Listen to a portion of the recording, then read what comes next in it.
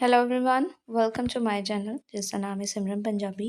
Channel मैं खास तौर पर उन्होंने स्टूडेंट ਲਈ ਬਣਾਇਆ ਜੋ ਐਨਟੀਏ ਯੂਜੀਸੀ ਨੈਟ एग्जाम ਦੀ ਤਿਆਰੀ ਕਰ ਰਹੇ ਨੇ।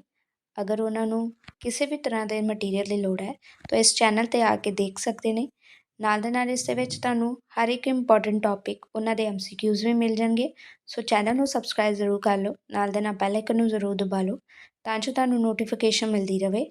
ਲਾਈਕ ਕਰਿਓ ਵੀਡੀਓਜ਼ ਨੂੰ, ਨਾਲ ਨਾਲ ਸ਼ੇਅਰ ਕਰਿਓ। ਇਸ ਤੋਂ ਇਲਾਵਾ ਜਿਨ੍ਹਾਂ ਨੇ ਬੈਚ ਕੋਰਸ ਲੈਣੇ ਹੋਣਗੇ, ਪੇਡ ਕਲਾਸਿਸ ਚੱਲਦੀਆਂ ਪਈਆਂ ਨੇ, ਆ ਕੇ ਤੁਸੀਂ ਉਸ ਦੇ ਵਿੱਚ ਜੁਆਇਨ ਕਰ ਸਕਦੇ ਹੋ ਅਤੇ ਆਪਣੀ ਰਿਵੀਜ਼ਨ ਜਿਹੜੀ ਹੈ ਨਾਲ ਦੇ ਨਾਲ ਕਰ ਸਕਦੇ ਹੋ।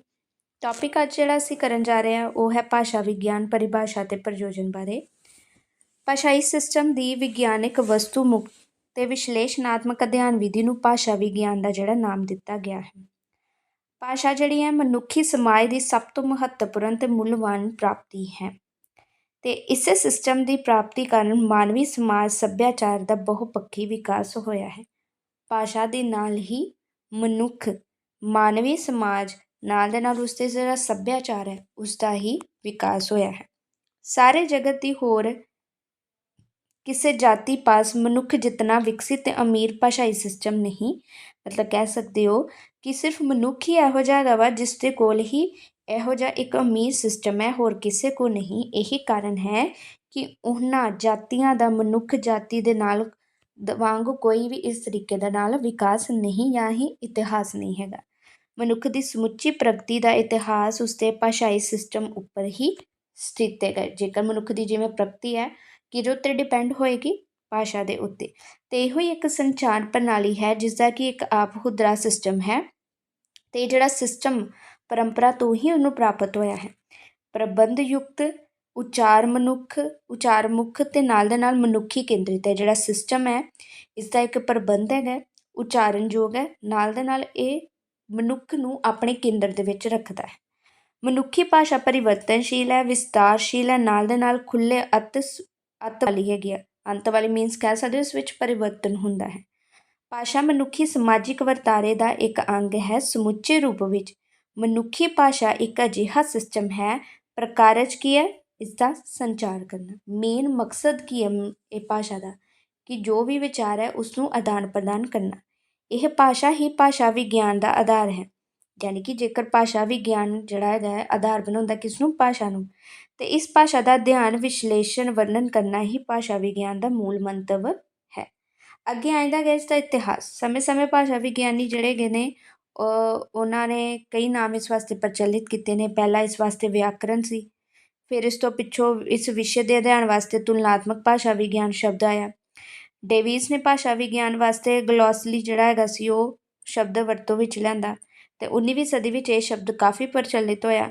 ਇਸੇ ਵਿਸ਼ੇ ਵਾਸਤੇ ਗਲੋਟੋਲੋਜੀ ਜਿਹੜਾ ਸ਼ਬਦ ਵਰਤਿਆ ਗਿਆ। ਮੈਕਸ ਮੁਲਰ ਨੇ ਵੀ ਇਸ ਸ਼ਬਦ ਦਾ ਪ੍ਰਯੋਗ ਕੀਤਾ ਸੀ। ਅਗਰ ਆਧੁਨਿਕ ਯੁੱਗ ਦੇ ਵਿੱਚ ਅਗਰ ਦੇਖਿਆ ਜਾਵੇ ਤਾਂ ਲਿੰਗੁਇਸਟਿਕ ਇਹ ਨਾਮ ਮਿਲਿਆ ਜਾਂਦਾ ਹੈ। ਇਸ ਦੇ ਨਾਲ ਨਾਲ ਹੀ ਕਈ ਹੋਰ ਵਰਡ ਜਿਵੇਂ ਸਮਾਨਯ, ਇਤਿਹਾਸਕ, ਤੁਲਨਾਤਮਕ, ਵਰਣਨਾਤਮਕ, ਇਕਾਲਕੀ ਜਿਹਨੂੰ ਸੈਕ੍ਰੋਨਿਕ, ਦੁਕਾਲਕੀ, ਇਸ ਤੋਂ ਇਲਾਵਾ ਮਾਨਵ ਵਿਗਿਆਨਕ। ਸੋ ਇਹ ਕਈ ਜਿਹੜੇ ਸ਼ਬਦ ਹੈਗੇ ਸੀ ਇਹਨਾਂ ਦਾ ਵੀ ਪ੍ਰਯੋਗ ਜਿਹੜਾ ਕਰ ਲਿਆ ਗਿਆ ਹੈ। ਲਿੰਗੁਇਸਟਿਕ ਦਾ ਮੂਲ ਜਿਹੜਾ ਹੈਗਾ ਵਾ ਲਿੰਗੁਆ ਲੈਟਿਨ ਹੈ। ਇਸ ਦੇ ਅਰਥ ਹੈਗੇ ਨੇ ਜੀਵ ਜ਼ਬਾਨ। ਸੋ ਇਸ ਦੇ ਨਾਲ ਜਿਹੜਾ ਲੱਗਾ ਇਸਟਿਕ ਜਿਹੜਾ ਹੈਗਾ ਵਾ ਇਸ ਵਿਸ਼ੇ ਦੀ ਵਿਗਿਆਨਕ ਪ੍ਰਕਿਰਤੀ ਦਾ ਬੋਧ ਕਰਾਉਂਦਾ। ਮੀਨਸ ਕਹਿ ਸਕਦੇ ਹੋ ਜ਼ਬਾਨ ਨਾਲ ਜਿਹੜਾ ਇਸ ਵਿੱਚ ਲਿੰਗੁਇਸਟਿਕ ਦੇ ਨਾਲ ਇਸਟਿਕ ਸ਼ਬਦ ਹੈਗਾ ਉਹ ਵਿਗਿਆਨਕ ਰੂਪ 'ਚ ਸਾਨੂੰ ਇਸ ਦੀ ਪ੍ਰਕਿਰਤੀ ਦਾ ਬੋਧ ਕਰਵਾਉਂਦਾ ਹੈ। ਭਾਰਤ ਵਿੱਚ ਸਮੇਂ ਸਮੇਂ ਇਸ ਅਨੁਸ਼ਾਸਨ ਲਈ ਕਈ ਨਾਮ ਵੀ ਪ੍ਰਚਲਿਤ ਰਹੇ ਨੇ। ਭਾਰਤ ਦੇ ਵਿੱਚ ਓਵਰਆਲ ਇੰਡੀਆ 'ਚ ਜਿਵੇਂ ਭਾਸ਼ਯ, ਮਹਾਭਾਸ਼ਯ, ਸ਼ਬਦਾਨੁਸ਼ਾਸਨ, ਇਸ ਤੋਂ ਇਲਾਵਾ ਸ਼ਬਦ ਸ਼ਾਸਤਰ, ਨਿਰਵਚਨ, ਇਸ ਤੋਂ ਇਲਾਵਾ ਵਿਆਕਰਨ। ਪਰੰਤੂ ਕਿ ਭਾਸ਼ਾ ਵਿਗਿਆਨ ਅਤੇ ਸ਼ਾਸਤਰ ਆਦਿ ਜਿਹੜਾ ਨਾਮ ਸੀ ਉਹ ਜ਼ਿਆਦਾ ਹੀ ਯੂਜ਼ਫੁਲ ਰਹੇ ਸੀ ਅਤੇ ਇਸੇ ਪੰਜਾਬੀ ਦੇ ਵਿੱਚ ਵੀ ਇਸਨੂੰ ਅਸੀਂ ਭਾਸ਼ਾ ਵਿਗਿਆਨ ਦੇ ਨਾਮ ਨਾਲ ਜ਼ਿਆਦਾ ਯੂਜ਼ ਕੀਤਾ ਗਿਆ ਅਤੇ ਇਸਨੂੰ ਹੀ ਢੁਕਵਾਂ ਜਿਹੜਾ ਵਰਡ ਸਮਝਿਆ ਸੀ। ਸੋਸੀਓ ਨੇ ਆਪਣੀ ਪੁਸਤਕ ਕੋਰਸ ਇਨ ਜਨਰਲ ਲਿੰਗੁਇਸਟਿਕ ਵਿੱਚ ਭਾਸ਼ਾ ਵਿਗਿਆਨ ਦੇ 3 ਪੜਾਅ ਦੱਸੇ ਸੀ। ਪਹਿਲਾ ਹੈਗਾ ਸੀ ਵਿਆਕਰਨ ਕਾਲ। ਇਸ ਕਾਲ 'ਚ ਕੁਝ ਵਿਆਕਰਨ ਰਚੇ ਗਏ। ਮਨੋਰਥ ਸੀ ਭਾਸ਼ਾ ਦੇ ਪ੍ਰਮੁੱਖ ਲੱਛਣ ਨਿਰਧਾਰਿਤ ਕਰਨੇ, ਜੋ ਕਿ ਸੀ ਤਾਂ ਜੋ ਭਾਸ਼ਾ ਜਿਹੜੀ ਸੀ ਉਸਦਾ ਮੇਨ ਜਿਹੜਾ ਢਾਂਚਾ ਸੀ ਉਸਨੂੰ ਸੁਰੱਖਿਅਤ ਰੱਖਿਆ ਜਾ ਸਕੇ। ਇਸ ਤੋਂ ਇਲਾਵਾ ਦੂਜਾ ਪੜਾਅ ਹੈਗਾ ਸੀ ਫਿਲਾਲੋਜੀ ਕਾਲ। ਇਹ ਜਰਮਨ ਲੇਖਕ ਜਿਹੜੇ ਹੈਗੇ ਸੀ ਫਰੈਡਰਿਕ ਆਗਸਟ ਵੋਲਫ, ਇਹਨਾਂ ਨੇ ਇਹ ਪੜਾਅ ਆਰੰਭ ਕੀਤਾ ਸੀ। ਇਸ ਦੇ ਮੁਤਾਬਕ ਜਾਂ ਫਿਰ ਇਸ ਦਾ ਸਰੋਕਾਰ ਇਹ ਰਿਹਾ ਸੀ ਕਿ ਕਲਾਸੀਕਲ ਜਿਹੜੀਆਂ ਭਾਸ਼ਾਵਾਂ ਜਿਹੜੀਆਂ ਸੀ ਉਹਨਾਂ ਦੇ ਵਿੱਚ ਜਿਹੜਾ ਸਾਹਿਤ ਰਚਿਆ ਗਿਆ ਸੀ ਉਸ ਦਾ ਅਧਿਐਨ ਇਸ ਤਰ੍ਹਾਂ ਕੀਤਾ ਜਾਵੇ ਕਿ ਇੱਕ ਪਾਸੇ ਜਿਹੜੀ ਸੰਬੰਧਿਤ ਭਾਸ਼ਾ ਸੀ ਉਸ ਦਾ ਵਿਸ਼ਲੇਸ਼ਣ ਹੋ ਸਕੇ ਅਤੇ ਨਾਲ ਦੇ ਨਾਲ ਜਿਹੜੀਆਂ ਕਿਰਤਾਂ ਹੈਗੀਆਂ ਨੇ ਜਿਹੜੀਆਂ ਲਿਖੀਆਂ ਗਈਆਂ ਉਹ ਵੀ ਅਸੀਂ ਵੇਖ ਸਕੇ, ਉਹਨਾਂ ਦੀ ਵੀ ਵਿਆਖਿਆ ਨਾਲ ਦੇ ਨਾਲ ਹੋ ਸਕੇ। ਤੀਜਾ ਪੜਾਅ ਆਉਂਦਾ ਹੈਗਾ ਵਾ ਸਾਡੇ ਕੋਲ ਵਿਲੀਅਮ ਜੋਨਸ ਦੇ, ਜਿਹੜਾ ਆਉਂਦਾ ਹੈਗਾ ਵਾ ਤੁਲਨਾਤਮਕ ਭਾਸ਼ਾ ਵਿਗਿਆਨ। ਉਹਨਾਂ ਨੇ ਜਰਮਨ, ਸੰਸਕ੍ਰਿਤ, ਗ੍ਰੀਕ, ਲੈਟਿਨ ਇਹਨਾਂ ਦਾ ਤੁਲਨਾਤਮਕ ਅਧਿਐਨ ਕੀਤਾ ਸੀ। ਸੋ ਅਗਰ ਦੇਖਿਆ ਜਾਵੇ ਤਾਂ ਭਾਸ਼ਾ ਵਿਗਿਆਨ ਦੇ ਵਿੱਚ ਸਾਨੂੰ ਜੈਕਬ, ਗੀਰਮ, ਪਾਟ, ਮੈਕਸ ਮੁੱਲਰ ਇਹਨਾਂ ਦੇ ਨਾਮ ਜ਼ਿਆਦਾਤਰ ਮਿਲਦੇ ਨੇ। ਇਸ ਤੋਂ ਇਲਾਵਾ ਹੋਰ ਸਾਨੂੰ ਆਧੁਨਿਕ ਭਾਸ਼ਾ ਵਿਗਿਆਨੀ ਜਿਹੜੇ ਨੇ ਉਹਨਾਂ ਦੇ ਵਿੱਚ ਸੋਸੀਓ, ਬਲੂਮਫੀਲਡ ਅਤੇ ਯੈਲਮ ਸਲੇਵ, J.R. ਵਰਥ, ਹੌਲੀਡੇ, ਇਸ ਤੋਂ ਇਲਾਵਾ ਚੌਮਸਕੀ ਇਹਨਾਂ ਦੇ ਵੀ ਨਾਮ ਸਾਨੂੰ ਮਿਲਦੇ ਨੇ। ਹੁਣ ਪਰਿਭਾਸ਼ਾ ਅਤੇ ਇਸ ਦੀ ਪ੍ਰਯੋਜਨ ਕੀ ਹੈਗਾ ਸੀ ਭਾਸ਼ਾ ਵਿਗਿਆਨ ਦੇ, ਤਾਂ ਇਹ ਇੱਕ ਵਿਗਿਆਨਿਕ ਵਿਧੀ ਹੈਗੀ ਹੈ ਅਤੇ ਕੈਰੋਲ ਦੇ ਮੁਤਾਬਕ ਇਹ ਉਹਨਾਂ ਭਾਸ਼ਾਵਾਂ ਅਤੇ ਉਪਭਾਸ਼ਾਵਾਂ ਦੀ ਖੋਜ ਵਿੱਚ ਕੀਤਾ ਜਾਣ ਵਾਲਾ ਇੱਕ ਪ੍ਰਯਾਸ ਸੀ ਜੋ ਵਿਸ਼ਵ ਦੀਆਂ ਭਿੰਨ ਜਾਤੀय ਸਮੁਦਾਇ 'ਚ ਬੋਲੀਆਂ ਜਾਂਦੀਆਂ ਸੀ। ਮੇਨ ਮਕਸਦ ਕੀ ਹੈਗਾ ਸੀ ਉਹਨਾਂ ਭਾਸ਼ਾਵਾਂ ਜਾਂ ਉਪਭਾਸ਼ਾਵਾਂ ਦੀ ਖੋਜ ਜਿਹੜੀਆਂ ਕਿ ਵੱਖ-ਵੱਖ ਜਗ੍ਹਾ ਦੇ ਉੱਤੇ ਬੋਲੀਆਂ ਜਾਂਦੀਆਂ ਸੀ। ਇਸ ਤੋਂ ਇਲਾਵਾ ਹੈਗਾ ਵਾ ਗਲੀਸਨ, ਉਹਨਾਂ ਨੇ ਵੀ ਆਪਣੇ ਮੁਤਾਬਿਕ ਇਸ ਦੇ ਵਿੱਚ ਪਰਿਭਾਸ਼ਾ ਦਿੱਤੀ ਸੀ। ਇਸ ਤੋਂ ਇਲਾਵਾ ਭਾਸ਼ਾ ਵਿਗਿਆਨ ਵਿਸ਼ੇਸ਼ ਜਿਹੜੀਆਂ ਭਾਸ਼ਾਵਾਂ ਹੈ ਉਹਨਾਂ ਦੇ ਅਧਿਐਨ ਵਾਸਤੇ ਆਪਣਾ ਇੱਕ ਨਿਸ਼ਾਨਾ ਮਿੱਥ ਕੇ ਇੱਕ ਕਾਰਜਸ਼ੀਲ ਹੁੰਦਾ ਹੈ ਜੋ ਕਿ ਸੰਬੰਧਿਤ ਭਾਸ਼ਾ ਦਾ ਸਹੀ ਮੁਕੰਮਲ ਇੱਕ ਬਿਊਰਾ ਉਸ ਦੇ ਵਿੱਚ ਪ੍ਰਾਪਤ ਕੀਤਾ ਜਾ ਸਕੇ। ਇਸ ਦੇ ਨਾਲ ਹੀ ਇਹ ਜਿਹੜਾ ਵਿਗਿਆਨ ਸੀ ਭਾਸ਼ਾ ਵਿਗਿਆਨ ਵੱਖ-ਵੱਖ ਭਾਸ਼ਾਵਾਂ ਦਾ ਅਧਿਐਨ ਇਸ ਮਨੋਰਥ ਦੇ ਨਾਲ ਕਰਦਾ ਕਿ ਜਿਹੜੀਆਂ ਸਮਾਨਯ ਭਾਸ਼ਾ ਦੀ ਜਿਹੜੀ ਪ੍ਰਕਿਰਤੀ ਹੈ ਉਹਦੇ ਸੰਬੰਧੀ ਜ਼ਿਆਦਾ ਤੋਂ ਜ਼ਿਆਦਾ ਜਿਹੜੇ ਵੇਰਵੇ ਨੇ ਉਹ ਇਕੱਠੇ ਕੀਤੇ ਜਾਣ। ਭਾਸ਼ਾ ਵਿਗਿਆਨੀ ਵੱਧ ਤੋਂ ਵੱਧ ਵਸਤੂ ਮੁਕਤ ਹੋ ਕੇ ਆਪਣਾ ਜਿਹੜਾ ਜਿੰਨਾ ਵੀ ਧਿਆਨ ਸੀ ਉਹ ਭਾਸ਼ਾ ਦੇ ਮੌਖਿਕ ਉਚਾਰ ਜਿਹੜੇ ਸੀ ਉਹਨਾਂ ਦੇ ਉੱਤੇ ਹੀ ਜ਼ਿਆਦਾਤਰ ਉਹ ਕੇਂਦਰਿਤ ਕਰਦਾ ਸੀ। ਹੁਣ ਇਹ ਇੱਕ ਵਿਗਿਆਨ ਜਾਂ ਕਲਾ ਭਾਸ਼ਾ ਵਿਗਿਆਨ ਦੇ ਵਿਗਿਆਨਿਕ ਖੋਜ ਸੰਬੰਧੀ ਵੀ ਇੱਕ ਚਰਚਾ ਛਿੜੀ ਸੀ ਕਿ ਵਿਗਿਆਨ ਜਿਹੜਾ ਵਰਡ ਹੈਗਾ ਉਹਨਾਂ ਵਾਸਤੇ ਯੂਜ਼ ਕੀਤਾ ਜਾਂਦਾ ਸੀ ਜਿਹੜੇ ਕਿ ਸਮੇਂ ਅਤੇ ਸਥਾਨ ਦੀਆਂ ਸੀਮਾਵਾਂ ਤੋਂ ਉੱਪਰ ਉੱਠ ਕੇ ਸਰਬ ਸਥਾਨਾਂ ਅਤੇ ਸਰਬ ਸਮਿਆਂ ਲਈ ਇੱਕੋ ਤਰ੍ਹਾਂ ਨਾਲ ਲਾਗੂ ਕੀਤੇ ਜਾ ਸਕਦੇ ਹੋਣ। ਇਹ ਜਿਹੜਾ ਵਰਡ ਸੀ ਵਿਗਿਆਨ ਇਸ ਰੂਪ ਦੇ ਵਿੱਚ ਵਰਤਿਆ ਗਿਆ ਸੀ। ਇਸ ਪ੍ਰਸੰਗ ਵਿੱਚ ਇਹ ਤੱਥ ਉਲੇਖਣਯੋਗ ਹੈ ਕਿ ਅੰਗਰੇਜ਼ੀ ਵਿੱਚ ਸਾਇੰਸ ਸ਼ਬਦ ਦਾ ਪ੍ਰਯੋਗ ਨੈਚੁਰਲ ਸਾਇੰਸ ਜਾਂ ਪਿਓਰ ਸਾਇੰਸ ਲਈ ਕੀਤਾ ਜਾਂਦਾ ਸੀ। ਹੁਣ ਜਦੋਂ ਕਿ ਸੋਸ਼ਲ ਸਾਇੰਸ ਨਾਮ ਦੀ ਇੱਕ ਹੋਰ ਸ਼੍ਰੇਣੀ ਵੀ ਆ ਗਈ ਸੀ, ਇਸ ਕਾਰਨ ਇਹ ਜਿਹੜਾ ਸ਼ਬਦ ਸੀ ਕਾਫੀ ਉਦਾਰਤਾ ਦੇ ਨਾਲ ਇਸ ਦਾ ਜਿਹੜਾ ਪ੍ਰਯੋਗ ਕੀਤਾ ਗਿਆ।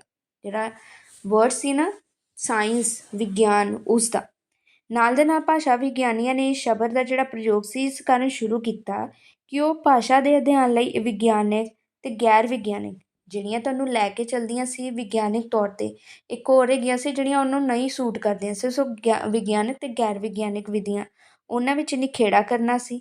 ਇਸ ਤੋਂ ਇਲਾਵਾ ਜਿਨ੍ਹਾਂ ਚਿੰਤਕਾਂ ਦਾ ਇਹ ਵਿਸ਼ਵਾਸ ਸੀ ਕਿ ਉਹਨਾਂ ਦਾ ਵਿਸ਼ਲੇਸ਼ਣ ਅਤੇ ਅਧਿਐਨ ਵਸਤੂ ਮੁੱਖ ਅਤੇ ਪੂਰੀ ਤਰ੍ਹਾਂ ਅਨੁਸ਼ਾਸਿਤ ਹੈਗਾ।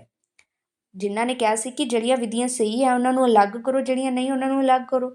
ਸੋ ਇਹ ਜਿਹੜਾ ਹੈਗਾ ਸੀ ਵਰਡ ਇਸੇ ਕਰਕੇ ਉਹਨਾਂ ਨੇ ਯੂਜ਼ ਕੀਤਾ ਸੀ ਕਿ ਜਿਹੜੀਆਂ ਇਸ ਦੇ ਅੰਡਰ ਆਉਂਦੀਆਂ ਉਹਨਾਂ ਨੂੰ ਇਸੇ ਵਿੱਚ ਰੱਖਿਆ ਜਾਵੇ।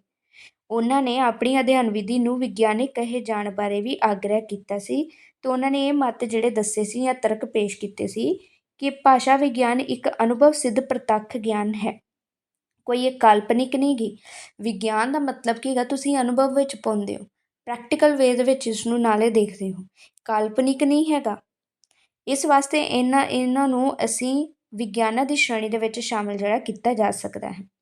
ਭਾਸ਼ਾ ਵਿਗਿਆਨ ਜਿਹੜੀ ਹੈਗੀ ਹੈ ਇੱਕ ਅਮਲੀ ਪ੍ਰਕਿਰਿਆ ਦੁਆਰਾ ਅੱਗੇ ਵਧਦੀ ਹੈ, ਇੱਕ ਉਹਦੀ ਪ੍ਰਕਿਰਿਆ ਹੁੰਦੀ ਹੈ ਜਿਸ ਨੂੰ ਲੈ ਕੇ ਅੱਗੇ ਵਧਦੀ ਹੈ। ਐਵੇਂ ਨਹੀਂ ਥਿਊਰੀਜ਼ ਵਗੈਰਾ ਕਰਨੀਆਂ, ਕੋਈ ਪ੍ਰਕਿਰਿਆ ਹੈ ਜਿਸ ਨੂੰ ਲੈ ਕੇ ਜਾਂ ਵਿਧੀ ਨੂੰ ਲੈ ਕੇ ਅੱਗੇ ਵਧਦੀ ਹੈ, ਤਾਂ ਹੀ ਉਸਨੂੰ ਵਿਗਿਆਨ ਦੇ ਵਿੱਚ ਲਿਆ ਗਿਆ ਹੈ। ਇਸ ਦਾ ਮਨੋਰਥ ਕੀ ਹੁੰਦਾ ਭਾਸ਼ਾ ਸਮੱਗਰੀ ਦਾ ਇਸ ਦ੍ਰਿਸ਼ਟੀ ਤੋਂ ਵਿਸ਼ਲੇਸ਼ਣ ਕਰਨਾ ਕਿ ਜਿਹੜੇ ਸਿੱਟੇ ਹੈ ਉਹ ਅੱਗੇ ਜਾ ਕੇ ਕੀ ਹੈਗੇ ਨੇ ਇੱਕ ਨਿਯਮਾਵਲੀ ਬਣ ਸਕਣ। ਮੀਨਸ ਅੱਗੇ ਜਿਹੜੇ ਵਰਤੋਂ ਵਿੱਚ ਆਉਣ ਵਾਲੇ ਨੇ ਨਿਯਮ ਉਹਨਾਂ ਨੂੰ ਇੱਕ ਵਧੀਆ ਤਰੀਕੇ ਨਾਲ ਬਣਾਇਆ ਜਾ ਸਕੇ ਅਤੇ ਅੱਗੇ ਜਿਹੜੇ ਜਿਨ੍ਹਾਂ ਨੇ ਵੇਖਣਾ ਇਸ ਨੂੰ ਉਹ ਮਾਰਗਦਰਸ਼ਕ ਲੈ ਸਕਣ ਇਸ ਤੋਂ ਇਲਾਵਾ ਇਸ ਦਾ ਮਨੋਰਥ ਹੈ ਇਸਦਾ ਆਪਣਾ ਭਾਸ਼ਾ ਵਿਗਿਆਨ ਦਾ ਅਤੇ ਸਾਰੀ ਸੰਬੰਧਿਤ ਜਿਹੜੀ ਸਮੱਗਰੀ ਦਾ ਭਰਪੂਰ ਕੀ ਹੈ ਇੱਕ ਉਹਨਾਂ ਨੇ ਵਿਸ਼ਲੇਸ਼ਣ ਕਰਨਾ। ਭਾਸ਼ਾ ਵਿਗਿਆਨੀ ਜਿਹੜੇ ਸਿਧਾਂਤ ਹੈ ਖੋਜ ਨਤੀਜਿਆਂ ਦਾ ਇਹਨਾਂ ਦਾ ਪਰਸਪਰ ਵਿਰੋਧ ਤੋਂ ਮੁਕਤ ਹੋ ਕੇ ਇਹਨਾਂ ਵਿੱਚ ਇਕਸਾਰਤਾ ਅਤੇ ਨਿਰੰਤਰਤਾ ਨਾਲ ਆਪਣਾ ਖੋਜ ਕਾਰਜ ਜਿਹੜਾ ਕਰਦਾ ਹੈਗਾ ਵਾ ਕਿ ਨਿਰੰਤਰ ਇਕਸਾਰਤਾ ਨਾਲ ਕਿਸੇ ਚੀਜ਼ ਤੋਂ ਇੱਧਰ ਉੱਧਰ ਉਹਦਾ ਧਿਆਨ ਨਾ ਭਟਕੇ ਅਤੇ ਇਸ ਕਰਕੇ ਉਹ ਇਹਦੇ ਵਿੱਚ ਜਿੰਨੀ ਵੀ ਸਮੱਗਰੀ ਹੁੰਦੀ ਹੈ ਜਾਂ ਖੋਜ ਨਤੀਜੇ ਉਹਨਾਂ ਨੂੰ ਇਹਦੇ ਵਿੱਚ ਦੇਖਦਾ ਹੈ। ਉਹ ਘੱਟ ਤੋਂ ਘੱਟ ਸ਼ਬਦਾਂ ਨਾਲ ਆਪਣੇ ਜਿਹੜੇ ਸਿਧਾਂਤ ਹੈ ਉਹਨੂੰ ਵਰਣਨ ਜਾਂ ਉਸਦਾ ਵਿਸ਼ਲੇਸ਼ਣ ਕਰਦਾ ਹੈ। ਉਕਤ ਜਿਹੜੀਆਂ ਸਥਾਪਨਾਵਾਂ ਹੈ ਅਤੇ ਉਹਦੇ ਵਿੱਚ ਕਹਿੰਦੇ ਗਲੀਸਨ ਨੇ ਬੜੇ ਯਕੀਨ ਨਾਲ ਇਹ ਕਿਹਾ ਹੈ ਕਿ ਭਾਸ਼ਾ ਵਿਗਿਆਨ ਦੀ ਜਿਹੜੀਆਂ ਬੁਨਿਆਦਾਂ ਹੈ ਜਾਂ ਵਿਗਿਆਨਿਕ ਭਾਂਤ ਦੀ ਖੋਜ ਵਾਸਤੇ ਤਤਪਰ ਹੋ ਚੁੱਕੇ ਨੇ। ਜਿਹੜੇ ਸਾਨੂੰ ਜਾਂ ਫਿਰ ਨਿਯਮ ਬਣਾਏ ਹੁੰਦੇ ਨਾ, ਉਹ ਕੀ ਅਸੀਂ ਲੈ ਕੇ ਅੱਗੇ ਵਿਧੀਆਂ ਨੂੰ ਲੈ ਕੇ ਖੋਜ ਅੱਗੇ ਕਰਦੇ ਹਾਂ। ਅਤੇ ਇਹਨਾਂ ਦੇ ਜਿਹੜੇ ਨਤੀਜੇ ਆ ਭਾਸ਼ਾ ਵਿਗਿਆਨ ਦੇ, ਵੱਖ ਵੱਖ ਵਿਗਿਆਨੀਆਂ ਦੀ ਖੋਜ ਦੇ ਸਿੱਟੇ ਵਜੋਂ ਇੱਕ ਦੂਜੇ 'ਤੇ ਢੁਕਾਏ ਜਾਂ ਘਟਾਏ ਜਾ ਸਕਦੇ ਨੇ। ਜਿਵੇਂ ਹੁਣ ਭਾਸ਼ਾ ਵਿਗਿਆਨੀ ਨੇ ਇੱਕ ਦੂਜੇ ਦੇ ਨਤੀਜੇ ਲੈ ਕੇ ਹੀ ਆਪਣੇ ਜਿਹੜੇ ਵਿਚਾਰ ਸੀ ਉਹ ਪੇਸ਼ ਜਿਹੜੇ ਕੀਤੇ ਸੀ। ਹੁਣ ਇਸ ਖੇਤਰ 'ਚ ਸਾਨੂੰ ਬਲੂਮਫੀਲਡ ਜਿਹੜੇ ਹੈਗੇ ਸੀ ਉਹਨਾਂ ਦਾ ਮਹੱਤਵਪੂਰਨ ਗ੍ਰੰਥ, ਇਹਨੂੰ ਕਹਿੰਦੇ ਇਸ ਅਨੁਸ਼ਾਸਨ ਨੂੰ ਵਿਗਿਆਨ ਸਿੱਧ ਕਰਨ ਦੀ ਕੋਸ਼ਿਸ਼ ਉਹਨਾਂ ਨੇ ਕੀਤੀ ਹੈ। ਉਹਨਾਂ ਮੁਤਾਬਕ ਬਲੂਮਫੀਲਡ ਮੁਤਾਬਕ ਭਾਸ਼ਾ ਵਿਗਿਆਨ ਦੀ ਜਿਹੜੀ ਸਮੱਗਰੀ ਹੈ ਠੋਸ, ਸਥੂਲ ਅਤੇ ਇੰਦਰੀਆਂ ਦੁਆਰਾ ਨਿਖ ਪਰਖ ਕਰਨ ਦੇ ਯੋਗ ਹੈਗੀ ਹੈ। ਇਸ ਲਈ ਭਾਸ਼ਾ ਵਿਗਿਆਨ ਦੇ ਵਿਗਿਆਨਿਕ ਹੋਣ ਵਿੱਚ ਇਸ ਸਮੱਗਰੀ ਜਿਹੜੀ ਹੈ ਕਾਫੀ ਸਹਾਈ ਜਿਹੜੀ ਹੁੰਦੀ ਹੈ। ਅਤੇ ਇਸ ਦੇ ਨਾਲ ਨਾਲ ਹੋਰ ਵਿਗਿਆਨਾਂ ਵਾਂਗ ਜਿਹੜੇ ਭਾਸ਼ਾ ਵਿਗਿਆਨ ਨੇ ਆਪਣੀ ਇੱਕ ਵੱਖਰੀ ਤਕਨੀਕੀ ਸ਼ਬਦਾਵਲੀ ਅਤੇ ਚਿਹਨੀਕਰਨ ਵੀ ਇੱਕ ਵਿਕਸਿਤ ਕਰ ਲਏ ਹਨ। ਇਹ ਬਲੂਮਫੀਲਡ ਦੇ ਵਿਚਾਰ ਸੀ। ਆਧੁਨਿਕ ਭਾਸ਼ਾ ਵਿਗਿਆਨ ਜਿਹੜੀ ਸੀ ਉਹ ਵਰਣਨਾਤਮਕ, ਆਦੇਸ਼ਾਤਮਕ ਨਹੀਂ ਹੈਗੀ। ਅਜਿਹੇ ਪਹਿਲੂਆਂ 'ਤੇ ਆਪਣਾ ਧਿਆਨ ਕੇਂਦਰਿਤ ਕਰਦਾ ਹੈ ਕਿ ਕਿਸੇ ਭਾਸ਼ਾ ਦੀ ਮੌਜੂਦਾ ਸਥਿਤੀ ਕੀ ਹੈ, ਇਹ ਕਿਵੇਂ ਬੋਲੀ ਜਾਂਦੀ ਹੈ। ਅਜਿਹੇ ਪ੍ਰਸ਼ਨਾਂ ਬਾਰੇ ਚਿੰਤਾ ਨਹੀਂ ਪ੍ਰਗਟਾਉਂਦਾ ਕਿ ਭਾਸ਼ਾ ਕਿਵੇਂ ਹੋਣੀ ਚਾਹੀਦੀ ਜਾਂ ਫਿਰ ਉਸਦਾ ਆਦਰਸ਼ ਰੂਪ ਕੀ ਹੋਣਾ ਚਾਹੀਦਾ ਹੈਗਾ।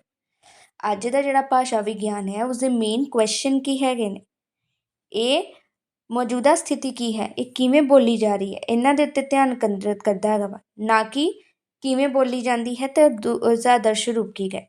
ਇਸ ਲਈ ਭਾਸ਼ਾ ਵਿਗਿਆਨ ਜਿਹੜਾ ਹੈਗਾ ਵਾ ਉਸਦੇ ਸੰਸਥਾਪਕ ਸੋਸੀਓ ਸਮਕਾਲੀ ਭਾਸ਼ਾ ਵਿਗਿਆਨ ਦੀ ਪ੍ਰਾਥਮਿਕਤਾ ਉੱਤੇ ਵਧੇਰੇ ਜ਼ੋਰ ਦਿੰਦਾ ਹੈ। ਉਹ ਦੁਕਾਲਕ ਜਾਂ ਇਤਿਹਾਸਿਕ ਭਾਸ਼ਾ ਵਿਗਿਆਨ ਨੂੰ ਮਹੱਤਵ ਜਿਹੜਾ ਹੈ ਉਹ ਨਹੀਂ ਦਿੰਦਾ।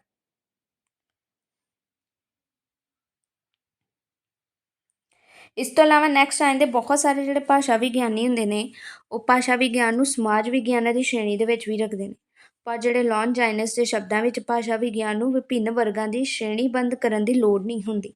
ਮਤਲਬ ਅਗਰ ਦੇਖਿਆ ਜਾਵੇ ਤਾਂ ਉਹਨੂੰ ਹੋਰ ਕਿਸੇ ਦੇ ਵਿੱਚ ਫਿੱਟ ਕਰਨ ਦੀ ਲੋੜ ਨਹੀਂ ਹੈਗੀ। ਇਸ ਵਿਗਿਆਨ ਦੀ ਕਹਿੰਦੇ ਅਜੇ ਪੁਨਰ ਵਰਗੀਕਰਨ ਦੀ ਜ਼ਰੂਰਤ ਹੈ। ਅਸਲ ਦੇ ਵਿੱਚ ਜਿਹੜਾ ਭਾਸ਼ਾ ਵਿਗਿਆਨ ਹੈ ਬਹੁਤ ਸਾਰੇ ਅਨੁਸ਼ਾਸਨਾਂ ਦੇ ਨਾਲ ਉਸਦਾ ਓਪਨਲੀ ਆਪਣੇ ਆਪ ਹੀ ਇੱਕ ਰਿਸ਼ਤਾ ਹੈਗਾ।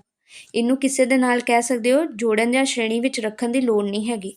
ਪਰੰਤੂ ਇਹ ਜਿਹੜਾ ਵਿਗਿਆਨ ਹੈ ਦਰਸ਼ਨ ਸ਼ਾਸਤਰ ਜਾਂ ਆਲੋਚਨਾ ਸ਼ਾਸਤਰ ਦਾ ਅੰਗ ਨਹੀਂ ਹੈਗਾ, ਬਲਕਿ ਇਹ ਪੂਰੀ ਤਰੀਕੇ ਨਾਲ ਆਪਣਾ ਇੱਕ ਖੁਦਮੁਖਤਿਆਰ ਹੀ ਅਨੁਸ਼ਾਸਨ ਹੈਗਾ।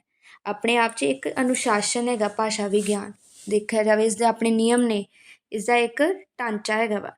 ਭਾਸ਼ਾ ਵਿਗਿਆਨ ਨੂੰ ਵਿਗਿਆਨ ਕਹਿਣ ਤੋਂ ਸਾਡੀ ਇਹ ਮੁਰਾਦ ਨਹੀਂ ਹੈਗੀ ਹੈ ਸਾਹਿਤ ਅਧਿਐਨ ਦਾ ਵਿਰੋਧੀ ਹੈਗਾ, ਬਲਕਿ ਉਹਨਾਂ ਦੇ ਮੁਤਾਬਕ ਇਸ ਦੇ ਉਲਟ ਹੈਗਾ। ਠੀਕ ਹੈ। ਉਸ ਤੋਂ ਇਲਾਵਾ ਬਾਕੀ ਅੱਗੇ ਨੈਕਸਟ ਆ ਜਾਂਦਾ ਇਸਦੇ ਖੇਤਰ ਕੀ ਹੈਗੇ ਨੇ ਭਾਸ਼ਾ ਵਿਗਿਆਨ ਦਾ। ਸਭ ਤੋਂ ਪਹਿਲਾਂ ਅਗਰ ਦੇਖਿਆ ਜਾਵੇ ਇਸ ਦੇ ਵਿੱਚ ਧੁਨੀ ਵਿਗਿਆਨ ਸਾਨੂੰ ਮਿਲਦੇ ਨੇ, ਜਿਸ ਦੇ ਵਿੱਚ ਕੀ ਆਉਂਦਾ ਧੁਨੀਆਂ ਦਾ ਅਧਿਐਨ, ਵਰਗੀਕਰਨ ਅਤੇ ਵਿਸ਼ਲੇਸ਼ਣ ਕੀਤਾ ਜਾਂਦਾ ਹੈ। ਹੁਣ ਇਸ ਦੇ ਵਿੱਚ ਸਾਡੇ ਕੋਲ ਕੀ ਮਿਲਦਾ, ਸਵਰ, ਵਿਅੰਜਨ, ਅਰਧ ਸਵਰ, ਟੋਨ, ਬਲਾਕਾਤ, ਇਸ ਤੋਂ ਇਲਾਵਾ ਲਹਿਜ਼ਾ ਆਦਿ। ਧੁਨੀ ਵਿਗਿਆਨ ਦੇ ਵਿੱਚ ਉਚਾਰ ਧੁਨੀ ਵਿਗਿਆਨ, ਸੰਚਾਰ, ਇਹਨਾਂ ਦੇ ਬਾਰੇ ਵੀ ਚਰਚਾ ਕੀਤੀ ਜਾਂਦੀ ਹੈ। ਸੈਕਿੰਡ ਆ ਜਾਂਦਾ ਹੈਗਾ ਨਾ ਫੋਨੋਲੋਜੀ। ਹੁਣ ਇਸ ਦੇ ਵਿੱਚ ਜਿਹੜੀਆਂ ਧੁਨੀਆਂ ਨੂੰ ਸਾਰਥਕ ਧੁਨੀ ਇਕਾਈਆਂ ਵਿੱਚ ਵਿਭਾਜਿਤ ਅੱਗੇ ਕੀਤਾ ਜਾਂਦਾ ਹੈ, ਜਿਨ੍ਹਾਂ ਨੂੰ ਧੁਨੀਮ ਜਿਹੜਾ ਹੈਗਾ ਵਾ ਜਾਂ ਫਿਰ ਫੋਨੀਮ ਕਹਿੰਦੇ ਨੇ। ਇਹ ਕਿਸੇ ਭਾਸ਼ਾ ਦੀ ਬੁਨਿਆਦੀ ਇੱਕ ਲਘੁਤਮ ਇਕਾਈ ਹੁੰਦੀ ਹੈ, ਛੋਟੀ ਤੋਂ ਛੋਟੀ ਜਿਹਨੂੰ ਇਕਾਈ ਕਹਿੰਦੇ ਨੇ। ਇੱਕੋ ਧੁਨੀਮ ਜਾਂ ਧੁਨੀਗ੍ਰਾਮ ਜਦੋਂ ਵੱਖੋ ਵੱਖਰੀਆਂ ਭਾਸ਼ਿਕ ਧੁਨੀਆਂ ਦੇ ਅਧੀਨ ਉਚਾਰਨ ਪ੍ਰਾਪਤ ਕਰਦਾ ਹੈ ਤਾਂ ਉਹਨਾਂ ਨੂੰ ਉਪ ਧੁਨੀ ਜਾਂ ਸਹਿ ਧੁਨੀ ਦਾ ਅੱਗੋਂ ਨਾਮ ਦੇ ਦਿੱਤਾ ਜਾਂਦਾ ਹੈ। ਨੈਕਸਟ ਆ ਜਾਂਦਾ ਹੈਗਾ ਵਾ ਰੂਪ ਵਿਗਿਆਨ। ਹੁਣ ਇਸ ਦੇ ਵਿੱਚ ਕੀ ਹੁੰਦਾ ਵਾ, ਜਿਹੜੇ ਸ਼ਬਦ ਹੁੰਦੇ ਨੇ ਉਹਨਾਂ ਦੀ ਅੰਦਰੂਨੀ ਬਣਤਰ ਦਾ ਅਧਿਐਨ ਕੀਤਾ ਜਾਂਦਾ ਹੈਗਾ।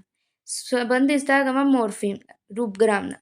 ਧੁਨੀਗ੍ਰਾਮ ਜਦੋਂ ਸਮੂਹਾਂ 'ਚ ਜੋੜੇ ਜਾਂਦੇ, ਧੁਨੀ ਮਤਲਬ ਊੜਾ ਐੜਾ ਈੜੀ, ਸਮੂਹਾਂ 'ਚ ਜਦੋਂ ਜੋੜੇ ਜਾਂਦੇ ਤਾਂ ਸ਼ਬਦ ਜਿਹੜੇ ਬਣ ਜਾਂਦੇ ਨੇ। ਰੂਪਗ੍ਰਾਮਾਂ ਦੀ ਉਸਾਰੀ ਹੁੰਦੀ ਹੈ। ਰੂਪਗ੍ਰਾਮ ਉਹ ਸਾਰਥਿਕ ਲਘੁਤਮ ਇਕਾਈ ਹੈ ਜਿਸ ਵਿੱਚ ਵਿਆਕਰਨਕ ਅਰਥ ਛੁਪੇ ਹੁੰਦੇ ਹਨ। ਹੁਣ ਇਹ ਸ਼ਬਦ ਹੈਗਾ ਧੁਨੀਆਂ ਨੂੰ ਜੋੜ ਕੇ ਬਣਾਇਆ, ਇਸਦਾ ਇੱਕ ਮੀਨਿੰਗ ਨਿਕਲਦਾ ਪਿਆ ਹੈ ਅਤੇ ਇਸ ਦੇ ਅੰਤਰਗਤ ਸ਼ਬਦ ਸ਼੍ਰੇਣੀਆਂ ਬਾਰੇ ਵਿਚਾਰ ਜਿਹੜੇ ਹੈਗੇ ਆ ਉਹ ਕੀਤਾ ਜਾਂਦਾ ਹੈ। ਇੱਕੋ ਰੂਪਗ੍ਰਾਮ ਦੇ ਜੇ ਕੁਝ ਭਿੰਨ ਰੂਪ ਵਰਤੇ ਜਾਣ ਤਾਂ ਉਹਨਾਂ ਨੂੰ ਸਹਿ ਰੂਪ ਅੱਗੋਂ ਕਿਹਾ ਜਾਂਦਾ ਹੈ। ਨੈਕਸਟ ਇਸ ਦੇ ਵਿੱਚ ਆ ਜਾਂਦਾ ਸਾਡੇ ਕੋਲ ਵਾਕ ਵਿਗਿਆਨ। ਸੋ ਇਸ ਦੇ ਵਿੱਚ ਵੀ ਤੁਹਾਨੂੰ ਪਤਾ ਹੈ ਜੇ ਸ਼ਬਦਾਂ ਤੋਂ ਜਦੋਂ ਵਾਕ ਬਣਦੇ ਨੇ ਉਸ ਦਾ ਅਧਿਐਨ ਕੀਤਾ ਜਾਂਦਾ, ਜਿਵੇਂ ਸਵਾਧੀਨ, ਪਰਾਧੀਨ, ਸਧਾਰਨ, ਸੰਯੁਕਤ, ਮਿਸ਼ਰਤ, ਇਸ ਦੇ ਵਿੱਚ ਆ ਜਾਂਦੇ ਹੈਗੇ ਨੇ। ਸ਼ਬਦ ਵਿਗਿਆਨ ਜਿਹੜਾ ਹੈਗਾ ਵਾ ਇਸ ਦੇ ਵਿੱਚ ਕਿ ਭਾਸ਼ਾ ਦੇ ਵਿੱਚ ਜਿਹੜੇ ਸ਼ਬਦ ਹੈ ਕਿਵੇਂ ਬਣਦੇ ਨੇ, ਅਤੇ ਸ਼ਬਦਕੋਸ਼ ਦਾ ਅਧਿਐਨ ਕੀਤਾ ਜਾਂਦਾ ਹੈ। ਆਮ ਤੌਰ 'ਤੇ ਇਸ ਨੂੰ ਲੈਕਸੀਕਲ ਆਈਟਮ ਇੱਥੇ ਕਿਹਾ ਜਾਂਦਾ ਹੈਗਾ। ਸ਼ਬਦਾਰਥ ਵਿਗਿਆਨ ਜਿਹੜਾ ਮਿਲਦਾ ਹੈਗਾ ਵਾ, ਇਸ ਨੂੰ ਅਰਥ ਵਿਗਿਆਨ ਵੀ ਕਿਹਾ ਜਾਂਦਾ ਹੈ। ਆਧੁਨਿਕ ਭਾਸ਼ਾ ਵਿੱਚ ਇਸ ਸ਼ਾਖ ਨੂੰ ਵਧੇਰੇ ਮਹੱਤਵ ਨਹੀਂ ਦਿੱਤਾ ਜਾਂਦਾ। ਇਹ ਕੀ ਹੈ ਨੇ, ਭਾਸ਼ਾ ਵਿਗਿਆਨ ਦਾ ਇੱਕ ਤਾਂ ਵੀ ਜ਼ਰੂਰੀ ਅੰਗ ਹੀ ਹੈ। ਇਸ ਵਿੱਚ ਸ਼ਬਦ ਦੇ ਅਰਥ ਦੇ ਸਰੂਪ ਅਤੇ ਉਹਨਾਂ ਦਾ ਸੰਬੰਧ ਕੀ ਆਪਸ ਦੇ ਵਿੱਚ ਚਰਚਾ ਹੁੰਦੀ ਹੈ। ਲਿਪੀਗ੍ਰਾਮ ਨੈਕਸਟ ਆ ਜਾਂਦਾ ਹੈਗਾ ਵਾ, ਜਿਹਨੂੰ ਔਰਥੋਗ੍ਰਾਫੀ ਜਿਹਨੂੰ ਕਹਿੰਦੇ ਨੇ। ਇਸ ਦੇ ਵਿੱਚ ਲਿਖਣਾ ਹੁੰਦਾ ਅਤੇ ਉਸਦੇ ਭਾਸ਼ਾ ਪ੍ਰਣਾਲੀ ਨਾਲ ਸੰਬੰਧ ਕਿਵੇਂ ਹੁੰਦੇ ਨੇ, ਲਿਪੀ ਜਿਹੜੀ ਆ ਕਿਵੇਂ ਲਿਖੀ ਜਾਂਦੀ, ਉਹਨਾਂ ਦੇ ਬਾਰੇ ਚਰਚਾ ਹੁੰਦੀ ਹੈ। ਲਿਖਣ ਪ੍ਰਣਾਲੀ, ਲਿਪੀਗ੍ਰਾਮ, ਲਿਪਾਂਕ ਸਾਰੇ ਇਸ ਦੇ ਵਿੱਚ ਮਿਲਦੇ ਨੇ। ਪ੍ਰਾਚੀਨ ਲਿਖਤੀ ਰਿਕਾਰਡਾਂ ਤੋਂ ਪ੍ਰਚਲਿਤ ਲਿਪੀ ਪ੍ਰਣਾਲੀ ਦੀ ਸਹਾਇਤਾ ਨਾਲ ਤਤਕਾਲੀਨ ਭਾਸ਼ਾ ਦੇ ਜਿਹੜੇ ਧੁਨੀਗ੍ਰਾਮ, ਰੂਪਗ੍ਰਾਮ, ਇਹ ਜਿਹੜੇ ਇਹਨਾਂ ਦੇ ਉਸਾਰੀ ਕਰਨ ਦੇ ਵਿੱਚ ਸਾਨੂੰ ਕਾਫੀ ਜ਼ਿਆਦਾ ਮਦਦ ਮਿਲਦੀ ਹੈ। ਅੱਗੇ ਆਇੰਦਾ ਕਹਿੰਦਾ ਇਸ ਦੇ ਰੂਪ ਅਤੇ ਪ੍ਰਕਾਰ ਕੀ ਮਿਲ ਜਾਂਦੇ ਨੇ ਸਾਨੂੰ। ਸੋ ਅੱਗੇ ਦੇਖੋ, ਸਕੂਲ ਅਥਵਾ ਰੂਪਾਂ ਦੇ ਨਾਮ ਅਤੇ ਪ੍ਰਕਿਰਤੀ ਜਿਹੜੀ ਇਸ ਦੇ ਵਿੱਚ ਸਭ ਤੋਂ ਪਹਿਲਾਂ ਸਾਨੂੰ ਮਿਲਦੀ ਗਈ ਨੇ ਵਿਆਕਰਨ ਪਰੰਪਰਾਵਾਂ। ਅਤੇ ਭਾਸ਼ਾ ਵਿਗਿਆਨ ਦਾ ਮੁੱਢ ਜਿਹੜਾ ਸੀ ਵਿਆਕਰਨ ਪਰੰਪਰਾਵਾਂ ਦੇ ਨਾਲ ਬੱਝਦਾ ਹੈ। ਵਿਆਕਰਨ ਦੁਆਰਾ ਕਿਸੇ ਭਾਸ਼ਾ ਦੇ ਸ਼ੁੱਧ ਸਰੂਪ ਅਤੇ ਬਣਤਰ ਦਾ ਉਲੇਖ ਇਸ ਦੇ ਵਿੱਚ ਕੀਤਾ ਜਾਂਦਾ ਹੈ। ਦੂਜਾ ਪੜਾਅ ਮਿਲਦਾ ਹੈਗਾ ਵਾ ਸਾਡੇ ਕੋਲ ਸ਼ਾਸਤਰ, ਇਸ ਨੂੰ ਅੱਗੇ ਲੈ ਆਉਂਦਾ ਹੈਗਾ ਵਾ। ਜਰਮਨ ਜਿਹੜੇ ਵਿਦਵਾਨ ਸੀ ਵੋਲਫ ਨੇ 1777 'ਚ ਫਿਲਾਲੋਜੀ ਦੀ ਲਹਿਰ ਦਾ ਆਰੰਭ ਕੀਤਾ ਸੀ। ਮੁੱਖ ਉਦੇਸ਼ ਕੀ ਸੀ, ਜਿਹੜੀਆਂ ਕਲਾਸੀਕਲ ਭਾਸ਼ਾਵਾਂ ਦੇ ਲਿਖਤੀ ਪਾਠਾਂ ਦਾ ਅਧਿਐਨ ਕਰਕੇ ਉਹਨਾਂ 'ਚ ਜਿਹੜੀ ਭਾਸ਼ਾ ਸੀ ਉਹਨਾਂ ਦੇ ਬਾਰੇ ਜਾਣਕਾਰੀ ਪ੍ਰਾਪਤ ਕਰਨਾ। ਪਾਠਾਂ ਦਾ ਤੁਲਨਾਤਮਕ ਅਧਿਐਨ ਵੀ ਇਸ ਦੇ ਵਿੱਚ ਸ਼ਾਮਿਲ ਕੀਤਾ ਗਿਆ ਸੀ। 19ਵੀਂ ਸਦੀ ਦਾ ਜਿਹੜਾ ਦੂਜਾ ਅੱਧ ਸੀ, ਜਦੋਂ ਕਹਿੰਦੇ ਇਹਨਾਂ ਦੇ ਤੁਲਨਾਤਮਕ ਅਧਿਐਨ ਦੀ ਜ਼ਰੂਰਤ ਮਹਿਸੂਸ ਹੋਈ ਤਾਂ ਤੁਲਨਾਤਮਕ ਭਾਸ਼ਾ ਸ਼ਾਸਤਰ ਵੀ ਅੱਗੇ ਆ ਗਿਆ ਸਾਡੇ ਕੋਲ। ਇਸ ਪ੍ਰਸੰਗ ਦੇ ਵਿੱਚ ਜਿਨ੍ਹਾਂ ਲੇਖਕਾਂ ਨੇ ਸਾਨੂੰ ਯੋਗਦਾਨ ਦਿੱਤਾ, ਜੋਨਸ, ਜੈਕਬ ਗ੍ਰਿਮ, ਮੈਕਸ ਮੂਲਰ, ਇਹਨਾਂ ਦੇ ਨਾਮ ਲਏ ਨੇ। ਇਸ ਪੜਾਅ 'ਤੇ ਅਸੀਂ ਸੰਸਕ੍ਰਿਤ, ਗ੍ਰੀਕ, ਲੈਟਿਨ ਇਹ ਜਿਹੜੀਆਂ ਭਾਸ਼ਾਵਾਂ ਸੀ ਇਹਨਾਂ ਦਾ ਆਪਸ ਦੇ ਵਿੱਚ ਤੁਲਨਾ ਕੀਤੀ ਸੀ ਅਤੇ ਇਹਨਾਂ ਦੇ ਬਾਰੇ ਸਾਨੂੰ ਸਿੱਟੇ ਮਿਲੇ ਸੀ। ਇਸ ਤੋਂ ਇਲਾਵਾ ਜੌਨ ਲਾਈਨਸ ਨੇ ਗ੍ਰੀਕੋ ਰੋਮਨ ਪਰੰਪਰਾਵਾਂ ਦੇ ਨਾਲ ਨਾਲ ਸੰਸਕ੍ਰਿਤ ਵਿਆਕਰਨ ਦੀ ਇੱਕ ਪਰੰਪਰਾ ਦਾ ਵੀ ਉਲੇਖ ਉਹਨਾਂ ਨੇ ਕੀਤਾ ਸੀ। ਅਤੇ ਉਹਨਾਂ ਮੁਤਾਬਕ ਭਾਰਤੀ ਜਿਹੜੀ ਵਿਆਕਰਨ ਪਰੰਪਰਾ ਨਾ ਕੇਵਲ ਰੋਮਨ ਗ੍ਰੀਕੋ ਪਰੰਪਰਾ ਤੋਂ ਪ੍ਰਾਚੀਨ ਹੈ, ਬਲਕਿ ਕਹਿੰਦੇ ਇਹ ਆਪਣੀਆਂ ਪ੍ਰਾਪਤੀਆਂ ਕਾਰਨ ਕੀ ਗਏ ਸੀ, ਉਹਨਾਂ ਨਾਲੋਂ ਸ਼੍ਰੇਸ਼ਟ ਵੀ ਸੀ। ਉਹਨਾਂ ਨੇ ਸੰਸਕ੍ਰਿਤ ਭਾਸ਼ਾ ਦੇ ਬਾਰੇ ਗੱਲ ਕੀਤੀ ਸੀ ਅਤੇ ਸੰਸਕ੍ਰਿਤ ਭਾਸ਼ਾ ਨੂੰ ਸ਼੍ਰੇਸ਼ਟ ਭਾਸ਼ਾ ਦੇ ਰੂਪ ਦੇ ਵਿੱਚ ਦੱਸਿਆ ਸੀ। ਇਸ ਤੋਂ ਇਲਾਵਾ ਉਹਨਾਂ ਨੇ ਪਾਣਨੀ ਜਿਹੜੇ ਸੀ ਉਹਨਾਂ ਦਾ ਵੀ ਇੱਕ ਅਸ਼ਟਧਿਆਈ ਜਿਹੜੇ ਸੀ ਉਹਨਾਂ ਦਾ ਵਿਆਕਰਨ ਅਤੇ ਸ਼ਬਦ ਰਚਨਾ ਵਿੱਚ ਪਰਿਪੂਰਨਤਾ, ਅੰਦਰੂਨੀ ਇਕਸੁਰਤਾ, ਵਿਆਕਰਨ 'ਚ ਸੰਖੇਪਤਾ ਦੀ ਦ੍ਰਿਸ਼ਟੀ ਤੋਂ ਕਹਿੰਦੇ ਇੰਨਾ ਹੀ ਉਤਕ੍ਰਿਸ਼ਟ ਹੈ ਕਿ ਹੁਣ ਤੱਕ ਕਿਸੇ ਵੀ ਭਾਸ਼ਾ 'ਚ ਅਜਿਹਾ ਵਿਆਕਰਨ ਲਿਖਿਆ ਹੀ ਨਹੀਂ ਗਿਆ। ਉਹਨਾਂ ਨੇ ਇਹੋ ਜਿਹੇ ਵਿਚਾਰ ਦਿੱਤੇ ਸੀ ਅਸ਼ਟਧਿਆਈ ਬਾਰੇ। ਸਹੀ ਗੱਲ ਤਾਂ ਉਹਨਾਂ ਨੇ ਕੀ ਇਹ ਹੈ ਕਿ 19ਵੀਂ ਸਦੀ ਦੇ ਭਾਸ਼ਾ ਵਿਗਿਆਨ 'ਚ ਕਿੰਨੇ ਹੀ ਅਜਿਹੇ ਸਾਨੂੰ ਸੰਕਲਪ ਜਿਹੜੇ ਕਿ ਭਾਰਤੀ ਵਿਆਕਰਨਕਾਰਾਂ ਦੇ ਜਿਹੜੇ ਸਿਧਾਂਤਾਂ ਤੋਂ ਉਹਨਾਂ ਨੇ ਲਏ ਸੀ। ਭਾਰਤ ਵਿੱਚ ਨਿਯੁਕਤ ਇੱਕ ਬਰਤਾਨਵੀ ਜੱਜ ਜਿਹੜੇ ਸੀ ਜੌਨ ਨੇ ਵੀ ਸੰਸਕ੍ਰਿਤ ਭਾਸ਼ਾ ਦੀ ਜਿਹੜੀ ਹੈਗੀ ਸੀ ਅਮੀਰੀ ਅਤੇ ਵਡਿਆਈ ਨੂੰ ਉਹਨਾਂ ਨੇ ਸਵੀਕਾਰ ਕੀਤਾ ਸੀ। ਸੈਕਿੰਡ ਇਸ ਦੇ ਵਿੱਚ ਆਉਂਦਾ ਇਤਿਹਾਸਿਕ ਭਾਸ਼ਾ ਵਿਗਿਆਨ। ਹੁਣ ਇਤਿਹਾਸਿਕ ਭਾਸ਼ਾ ਵਿਗਿਆਨ ਕੀ ਹੈਗਾ ਕਿ ਮਨੁੱਖ ਦਾ ਵਿਕਾਸ ਹੋਇਆ ਸਮੇਂ ਸਮੇਂ 'ਤੇ ਅੱਗੇ ਉਹ ਵੱਧਦਾ ਗਿਆ, ਕਈ ਪਰਿਵਰਤਨ ਹੋਏ, ਉਸਦੀ ਭਾਸ਼ਾ 'ਚ ਵੀ ਵਿਕਾਸ ਹੁੰਦਾ ਰਿਹਾ। ਸੋ ਉਸਦੇ ਜਿਹੜੇ ਮਨੁੱਖ ਦੇ ਮੇਨ ਭਾਸ਼ਾ ਸੀ ਉਸਦੇ ਬਾਰੇ ਜਾਣਕਾਰੀ ਪ੍ਰਾਪਤ ਕਰਨਾ ਉਹਨਾਂ ਨੇ ਇਤਿਹਾਸਿਕ ਭਾਸ਼ਾ ਵਿਗਿਆਨ ਦੇ ਵਿੱਚ ਲਈ ਸੀ। ਡੇਵਿਡ ਕ੍ਰਿਸਟਲ ਜਿਹੜੇ ਸੀ ਇਤਿਹਾਸਿਕ ਭਾਸ਼ਾ ਵਿਗਿਆਨ ਨੂੰ ਅੱਗੇ ਪਰਿਭਾਸ਼ਿਤ ਕਰਦੇ ਲਿਖਦੇ ਕਿ ਇਹ ਭਾਸ਼ਾ ਵਿਗਿਆਨ ਦੀ ਅਜਿਹੀ ਸ਼ਾਖ ਹੈ ਜੋ ਕਿ ਇਕਾਲਕੀ ਭਾਸ਼ਾ ਵਿਗਿਆਨ ਦੇ ਬਹੁਤ ਸਾਰੇ ਸਕੂਲ, ਸਮਾਜਿਕ ਭਾਸ਼ਾ ਵਿਗਿਆਨ ਅਤੇ ਮਨੋਭਾਸ਼ਾ ਵਿਗਿਆਨ ਦੀਆਂ ਵਿਧੀਆਂ ਦਾ ਇਹ ਪ੍ਰਯੋਗ ਕਰਦਾ ਹੈ। ਅਤੇ ਇਸ ਤੋਂ ਇਲਾਵਾ ਭਾਸ਼ਾ ਪਰਿਵਰਤਨ ਉੱਪਰ ਇਹਨੂੰ ਆਪਣੀ ਦ੍ਰਿਸ਼ਟੀ ਉਹ ਕੇਂਦਰਿਤ ਕਰਦਾ ਹੈਗਾ ਵਾ। ਇਸ ਤੋਂ ਇਲਾਵਾ ਲਹਿਮਾਨ ਨੇ ਵੀ ਇੱਥੇ ਆਪਣੇ ਜਿਹੜੇ ਹੈਗੇ ਸੀ ਵਿਚਾਰ ਇਸ ਦੇ ਬਾਰੇ ਦਿੱਤੇ ਸੀ। ਸੋ ਹਾਕੇਟ ਨੇ ਵੀ ਇਸ ਦੇ ਬਾਰੇ ਆਪਣੇ ਵਿਚਾਰ ਦਿੱਤੇ ਸੀ। ਸੋ ਇਤਿਹਾਸ ਦੇ ਵੱਖ-ਵੱਖ ਕਾਲਾਂ 'ਚ ਪ੍ਰਚਲਿਤ ਅਤੇ ਪ੍ਰਫੁੱਲਿਤ ਹੋਈਆਂ ਭਾਸ਼ਾਵਾਂ ਦੇ ਅਧਿਐਨ ਵਾਸਤੇ ਸਾਨੂੰ ਜਿਹੜੇ ਵਿਸ਼ਿਆਂ ਅਤੇ ਵਿਧੀਆਂ ਉੱਪਰ ਕੰਮ ਕੀਤਾ ਗਿਆ ਕਿ ਜਦੋਂ ਅਸੀਂ ਮਨੁੱਖ ਦੇ ਮੂਲ ਭਾਸ਼ਾ ਦੇ ਬਾਰੇ ਜਾਣਕਾਰੀ ਪ੍ਰਾਪਤ ਕਰਦੇ ਹਾਂ ਤਾਂ ਸਾਨੂੰ ਕਿੰਨਾ ਚੀਜ਼ਾਂ ਦੇ ਬਾਰੇ ਜਾਣਕਾਰੀ ਪ੍ਰਾਪਤ ਕੀਤੀ ਹੈ। ਅਸੀਂ ਉਹਨਾਂ ਦੇ ਭਾਸ਼ਾ ਪਰਿਵਾਰ ਦੇਖਣਾ ਪੈਂਦਾ ਕਿ ਕਿਹੜੀ ਉਹਨਾਂ ਦੀ ਜਿਹੜੀ ਭਾਸ਼ਾ ਹੈ ਕਿਹੜੇ ਪਰਿਵਾਰ ਨਾਲ ਸੰਬੰਧਿਤ ਹੈ, ਭਾਸ਼ਾ ਦੇ ਵਿੱਚ ਪਰਿਵਰਤਨ ਕਿਹੜੇ ਨੇ।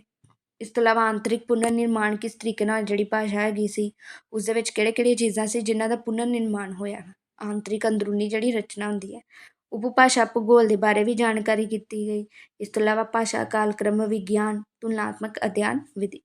ਇਤਿਹਾਸਿਕ ਭਾਸ਼ਾ ਵਿਗਿਆਨ ਜਿਹੜਾ ਸੀ ਇਹ ਵੀ ਭਾਸ਼ਾ ਵਿਗਿਆਨ ਦੀ ਮਹੱਤਵਪੂਰਨ ਇਕਾਈ ਹੀ ਹੁੰਦੀ ਹੈ। ਅਤੇ ਇਸ ਤੋਂ ਇਲਾਵਾ ਕਹਿੰਦੇ ਨੇ ਪੂਰਵ ਇਤਿਹਾਸਿਕ ਯੁੱਗ ਦੇ ਵਿੱਚ ਭਾਸ਼ਾ ਦੀ ਜਿਹੜੀ ਬਣਤਰੀ ਪ੍ਰਕਿਰਿਆ ਵਿੱਚ ਜਿਹੜੇ ਸਮਾਜਿਕ, ਮਨੋਵਿਗਿਆਨਿਕ, ਸੱਭਿਆਚਾਰਿਕ ਪਰਿਸਥਿਤੀਆਂ ਨੇ ਕਹਿੰਦੇ ਉਹ ਜਿਹੜੀਆਂ ਆਪਣੀਆਂ ਇੱਕ ਕਿਰਿਆ ਉਹਨਾਂ ਦੀ ਜੋ ਚੀਜ਼ਾਂ ਨਿਭਾਉਂਦੀਆਂ ਨੇ, ਆਪਣਾ ਇੱਕ ਪੱਖ ਨਿਭਾਉਂਦੀਆਂ ਨੇ, ਕਹਿੰਦੇ ਉਹਨਾਂ ਰਾਹੀਂ ਹੀ ਇਹ ਅਸਰ ਅੰਦਾਜ਼ੇ ਹੋਇਆ ਹੈ।